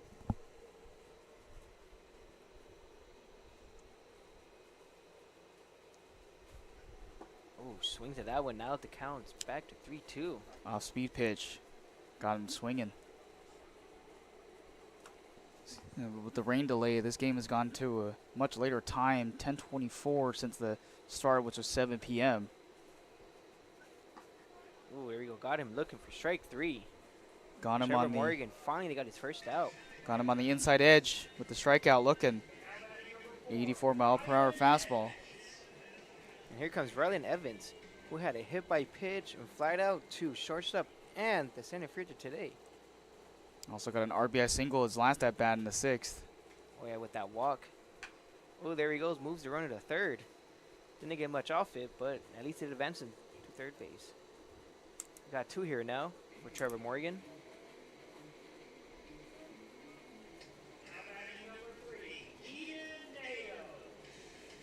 And now we have Kean Nato, who got a double and a hit by pitch and 2 flyouts in his 4 at-bats.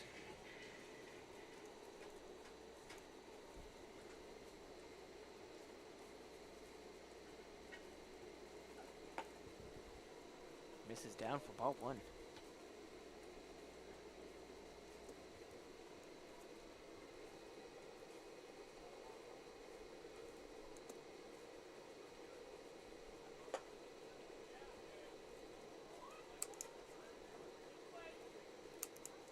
Got him for strike 1. Here we go. Trevor Morgan hopefully can get out of this inning. Gets the sign from the catcher. Here comes the pitch. Ooh, ball 2. Threw it in the dirt. Maybe try to get him chasing on that one.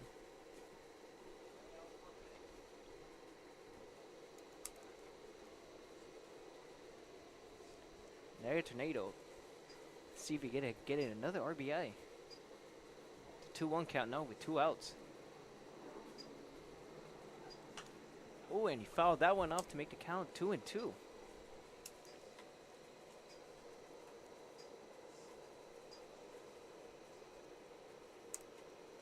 Keaton Neto's favorite athletes is Mike Trout, Julio Rodriguez, and Jackson Smith the Jigba. His favorite teams are Seattle Seahawks and the Mariners. Seems to be a big Seattle fan. Here comes the pitch.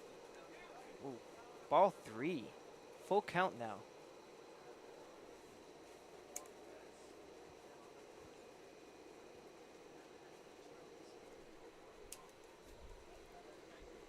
Gets the sign from the catcher. Here we go. Oh, and he got him swinging an outside pitch for strike 3 to end the inning. And we'll be right back after this commercial break.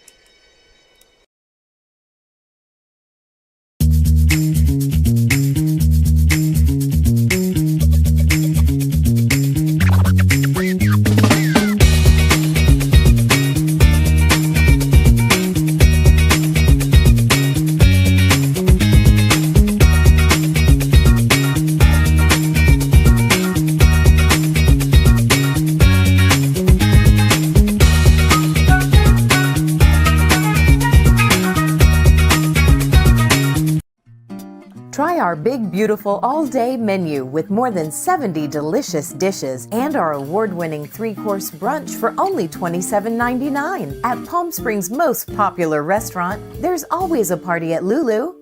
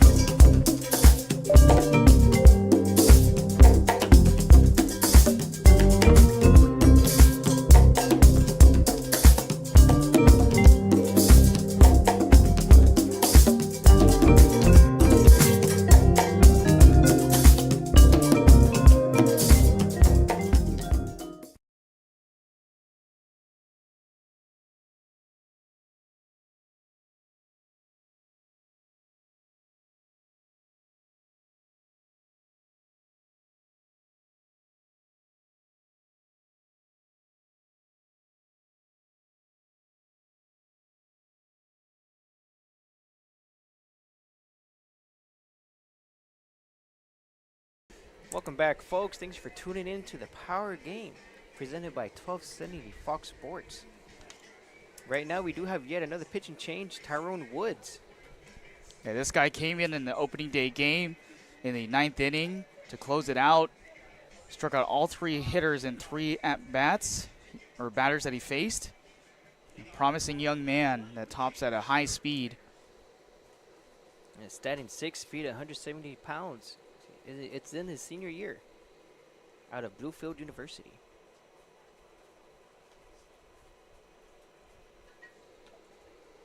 Had 3 strikeouts in his first appearance here. Comes the pitch. Ooh, got him swinging. Strike 1. 88 miles per hour on that pitch right down the middle. Coming in too hot for him. Too hot to handle.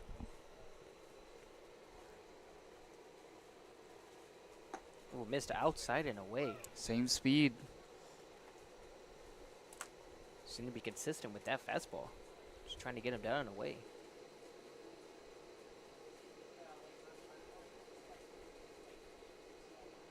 It's 1-1 count now. Ooh, got him swinging for strike 2. James Durflinger struck out twice.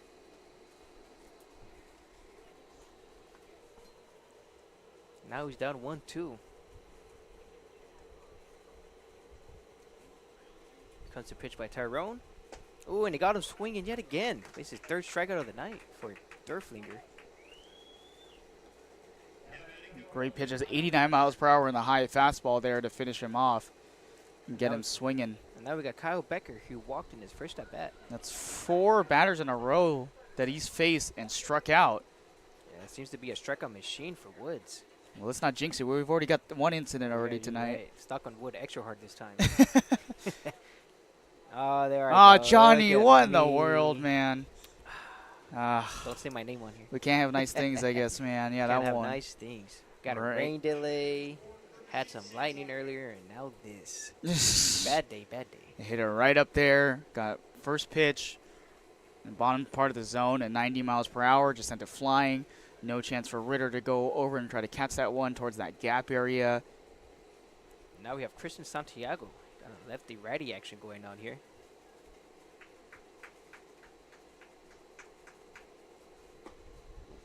Got him for a strike.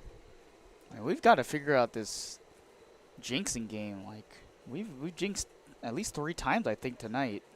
Yeah, we're bad luck. Should get out this broadcast and get out of here. Yeah, it's 10:30. Yeah, you go start the car. I'll go pack the bags. Oh, yeah. Missed for ball 1. Now it's the 1-1 count. It's evened up. We've got Palm Springs night on June 13th. All Palm Springs residents get in for free. Get a hot dog combo and a free collectible koozie. Oh, yes. Those are very nice. Keeps your drinks nice and cold for a while. I don't know about you. I could go for a hot dog right now. A dog that'll sound pretty good with some mustard. Oh, yeah. Now we got a 1-2 count here. Christian Santiago. You got to get some onions on there. Oh, yes. Some grilled onions. Grilled Ooh, onions is got also him very swinging good. with the foul tip into the glove. Another strikeout. There's number 2. Just continues to show how good he is as a pitcher. And now we have Robert Gray, the first baseman, who struck out, flied out to right, and got a walk in his last at bat. Tyron Roach taking a runner at first, making sure he doesn't do anything. Oh, he's taking a while now, trying to set off the timing for the runner. Got him for strike 1. Off-speed pitch inside. 75 miles per hour on that speeder there. So he's got a really good mix-up here of off-speed and high-speeders fastballs. Here we go, ball 1 down in the dirt. Yeah, Good job by the catcher from not letting him go any farther. And this time he goes with a heater down and low at 87 miles per hour, but doesn't get the strike zone. And trying to change the speed and mix up the timing of the batters that he's facing.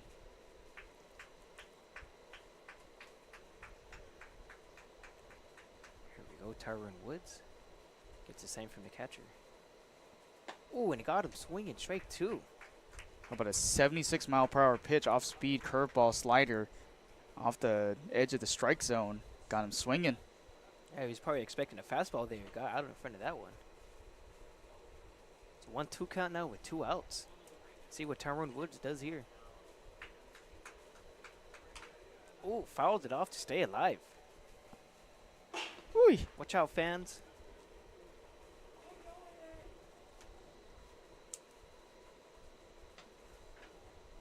A lot of collectibles tonight. Oh, yeah, a lot of fans getting their peanuts or get something from the concession stand with that foul ball if they returned it. Oh, yeah. A lot of cool stuff happening here in Palm Springs Stadium. Ooh, missed the fastball up. Counts even at 2-2.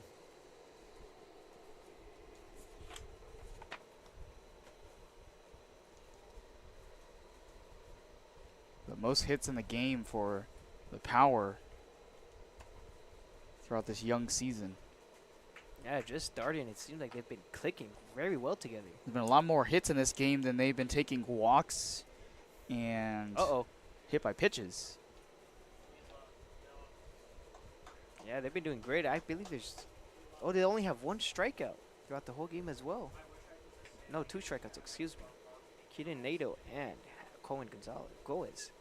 That's very good to see, though. Out of 12 hits, 10 hits and 2 strikeouts. What an offensive performance so far. Ooh, checks the runner at first. That was a nice throw by the pickoff there, but great pick move. Just barely getting back in there with Kyle Becker. Yeah, still checking him. Making him stay at first. A lot more steals tonight for this Power team. Yeah, showing off that speed. Oh, the runner goes to second, and there's no one covering. Oh, man. Catcher tried to get him, but there was no one there at second to cover the bag. They didn't really read it as such. Nobody covering there. Neither Dalton Thomas nor Michael Gonzalez covering the bag out there at second base, so... Tyler Nelson tried to get him slipping. Becker just took off running for second base. Caught him slipping with Tyler Nelson behind the plate there. Yeah, at least Tyler Nelson still keeping an eye on that runner. Now we have a full count now with 2 outs. Ooh, another foul. Staying alive in this at bat. This is pitch number 9 oncoming here in just a moment. Man, seen a lot of pitches. Wonder if he'll get a hang of one soon. If without these pitches, he's fouled off. Well, we know Tyrone Woods is a big strikeout guy, so he's got a chance to take him out here and leave that runner at second. Yeah, that is true. See if he'll go with the heater here. Oh, and he fouled it. First baseman's going. Is it still in play? Oh, just out of his reach. Just over that first base fence in front of the bleachers here. And now I'm able to go after it from that first base position. Christian Perez. And look at that. Almost crashing to the fence right there. Tried the off-speed pitch on that last one at the outside edge of the strike zone. And all Robert Gray could do was fend it off again. It's pitch number 10. Oh, and a check swing foul yet again. He's pulling the bat to the ball at this point. Staying alive. Making Tyrone Woods work for this out right here. I'm running out of space for my tally marks if he keeps this up. Pretty soon you have to do it on the back of that paper. That's not until we get to extra innings. That would be an insane comeback.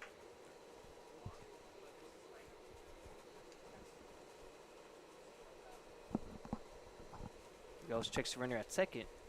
Checks him again. Oh, seems to be dancing out there. Oh, another foul by him. Oh, man. Robert Gray just having it all. Bat. 89 miles. See it. 89 miles per hour. Outer edge of the strike zone.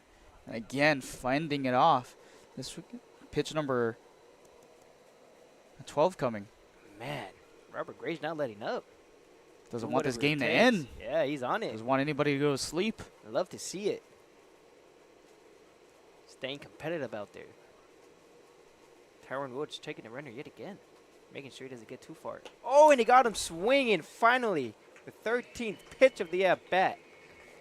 All right, folks, we'll be right back after this commercial break.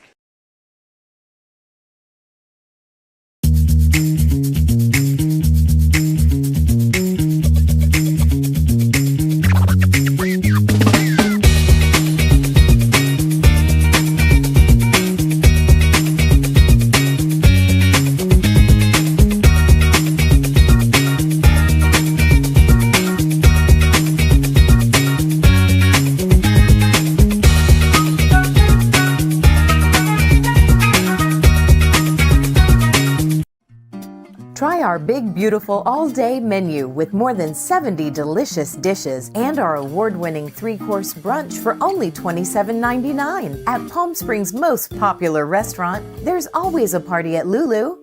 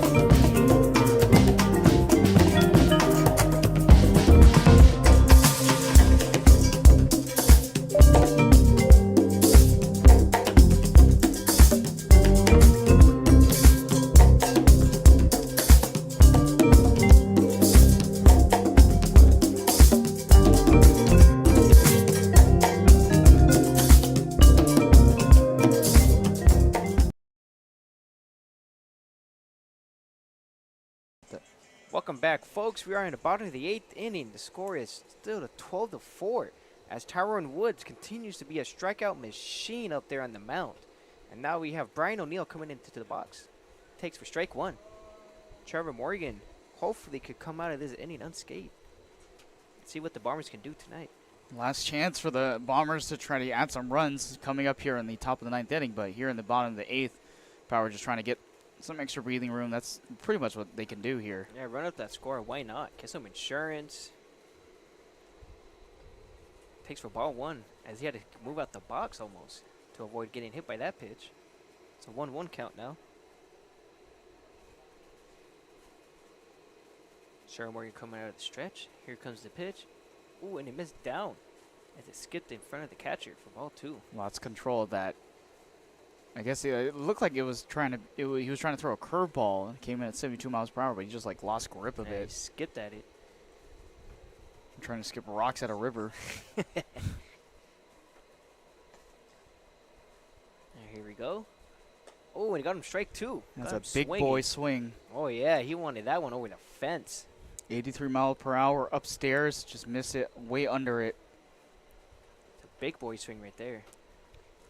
He's had himself a pretty good game so far. 2 walks, reached on a fielder's choice, and a double. Yeah, great game for him so far. Reached on base every at bat. And I told you, this guy's got a lot of power, but if he's hitting like that, you know, drawing walks and putting the ball in play, forcing the defense to get something done, that's what you want from a player like That's that. all you ask for them to do. Put don't them in need- play and see what that defense can do. I Make don't them need work. them to do everything. Yeah, make them earn every out. Exactly. No power needed. There we go. Ooh, got him with the close call. Strike three as he was going to go to first base, but the umpire said he rung him up. Okay, this is awful. This is awful, Johnny. It's the 4th time we've jinxed somebody.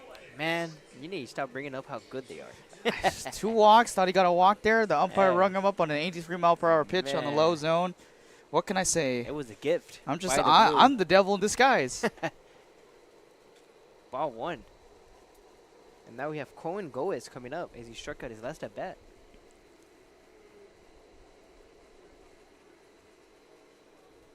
One out. Let's see if they can continue that. Ooh, ball two down in the dirt again. Let's see if they get out of this inning.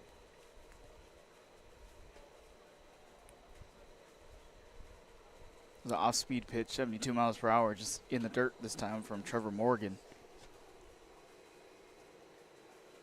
Oh, fouled it off. Oh, the first baseman's running, and it's out of play. Ooh, watch out for the trainers over there. He's trying to go for a big swing. And these power guys are just trying to go for a big ball here. They're trying to go yard. 84 mile per hour pitch, dead center, strike zone. 70 miles per hour exit speed. Kind of just turned his head a little bit. He keeps his head in there. He might drive it. Yeah, or at least got more of it and make it stay fair. Oh, now it's 2-2, even up the count. It was a 84 mile per hour heater down in the heart of the strike zone. And Goes kind of just let that one fly through. Comes the pitch for Morgan. Oh, and he got him. Going out to center field, and he gets under it and records the second out. That's 2 outs so far for Trevor Morgan. 86 miles per hour off the bat. Just took an angle upstairs. Kind of under that swing a little bit. And now we have Don Thomas coming up. 2 up, 2 down. Let's see if Trevor Morgan can continue this. Having a great outing so far. And Thomas struck his last time out swinging. There you go, took for ball 1. It's 1-0 count. This is a guy who's bounced around a lot of schools. Lindenwood, St. Catherine, McPherson College. 245 average, 26 hits in 35 games in his 3rd season at that school. 244 is pretty good.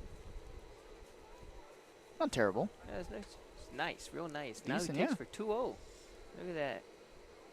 Looking for some extra reps here. Senior from Wenatchee, Washington.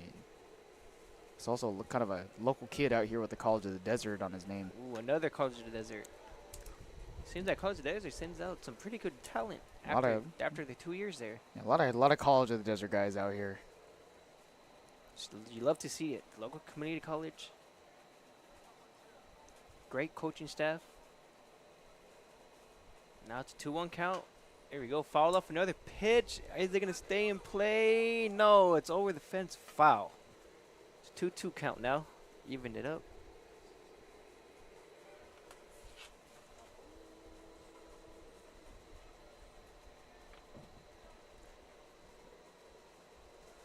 It seems to be taking their time going back into play.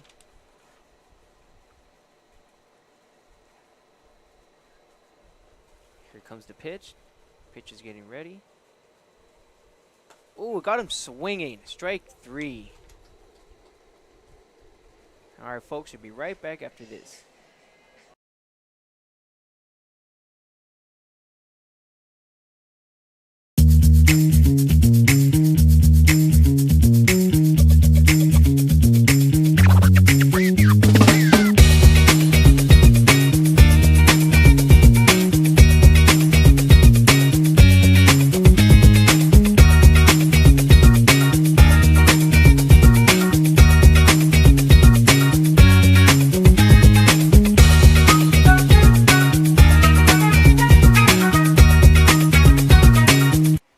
Across the Coachella Valley, you'll find our communities powered by short-term rentals.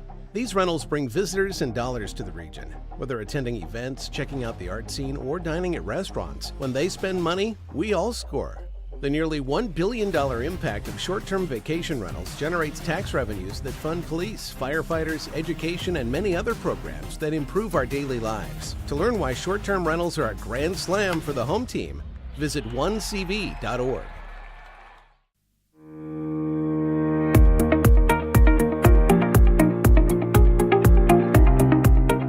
Hello, Power Baseball fans. At SBMP Attorneys, we believe in the power of community. And that's why we proudly support the Palm Springs Power, our hometown baseball team. After a memorable championship season in 2024, capping off the team's 20th anniversary, we're all very excited about the 2025 Power team. SBMP Attorneys and the Palm Springs Power are 2 teams that are committed to excellence, community, and the spirit of winning. We'll see you all at the ballpark.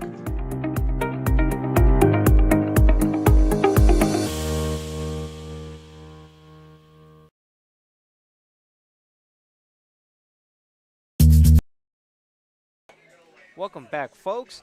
If you're just tuning in, the Power is leading the Bombers 12-4.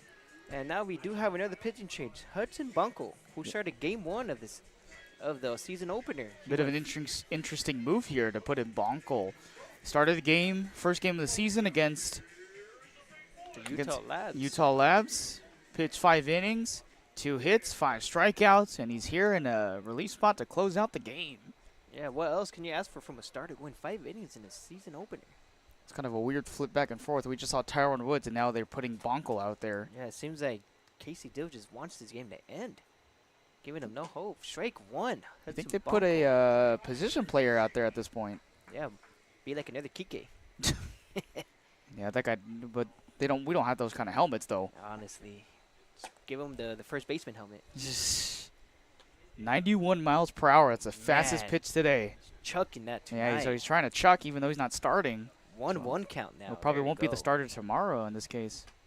Oh, missed to up. 92. Man, she's landing a rip tonight. 2-1. Let's see if he throws it even harder this time. Here comes the pitch. Ooh, missed in. Down 3-1 now. That almost got the top corner of the strike zone inside. 91 miles per hour. So he's really having it with these pitches, trying to throw some absolute fire. Oh, yeah, he might have had an energy drink earlier. Oh, fouled out. Is he going to get there? No, out of play. Oh, he hit the bench? Went into the dugout. One of the Bombers players tried to catch it. Ran in front of the catch. Probably didn't think anybody had a chance at that ball, and then the Right in entire front of Powers Nelson, bench. too. Yeah, the entire Powers bench was screaming at him because he dropped it. Dropped it to the bench. Can't make those kinds of plays if you're on the bench, man. I said, well, now it's a full count now, 3-2. Can Hudson Blanco put him away? Oh, another foul. These Bombers aren't going to wait lightly. They just continue to foul pitches off. It was in the strike zone, too. 92 miles per hour. Yeah. Upper corner of the strike zone. Nothing but 90s out of Blanco tonight. Nothing but 90s. I like that. Yeah, coming in hot from the bullpen. Ooh, another foul over the first baseman down the line. And there goes Griffin Zitko. He's turning. No, he stays out first for a single. Just barely in play. He got a pitch, 92 miles per hour on the outside edge of the strike zone, 66 miles per hour off the bat. Barely gets over the head of Perez at the first base position. And another hit allowed here for the Bombers. Yeah, their 7th hit, but only came through with 4 runs. They did have the chances earlier, but they could not do anything about those. That base is loaded. It's a pretty good at bat for Zitko. Yeah. Oh, there we go. Oh, over the pitcher's head. Barehanded, it goes to first. Oh, what a play. Oh. Who needs a glove? Back- For Hudson Blanco. Backhanded. How about Oh, that, yeah, my look man? at that. Picked it up, flipped it around with the grounder one up in the air, and Blanco played the position nicely. That's another El Paseo Jewelers web gem, my man. Oh, yeah. Way to get an out. As long as you get an out, that's something you always want to see. What a Put barehanded play, huh? Yeah, put that on the highlight reel. That's why he's the starter. Oh, But yeah. Now he's closing it. Who needs a glove?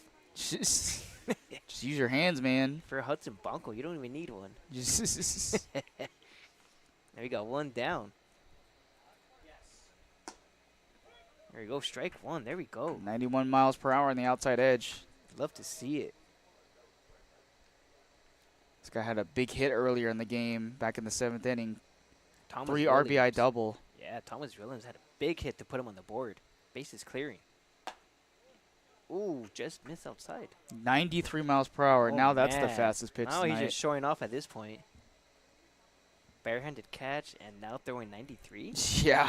He's trying to get on ESPN top. Honestly. Top 10. Let him know who you are. Ooh, down and away for ball 2. Ready for this? This is speed, 77 miles per hour. Oh, yeah. It he decides to change it up this Yeah, I time. could throw hard, and I could also throw below 80. Just keeping them on their toes.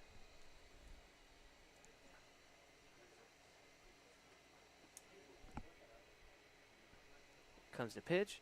Oh, got him swinging. Fastball upstairs, 91 miles per hour. Yeah, living in the 90s for that fastball. 2-2 count with 1 out. Runner in scoring position at second. On Power tomorrow, take on the Southern Nevada Coyotes at 7 p.m. So join us for Margarita Wednesdays. $5 margaritas. Come on down. Yes, sir. Best in town. Gotta get your salt and lime. Oh, yeah. Ooh, got him looking. Strike 3. That missed the strike zone by like 3 inches. What a gift from the blue. Absolute gift. I think he wants to go home.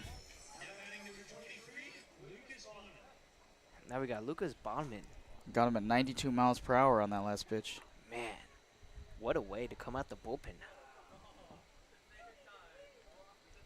Now we got 2 outs here with the runner at second still.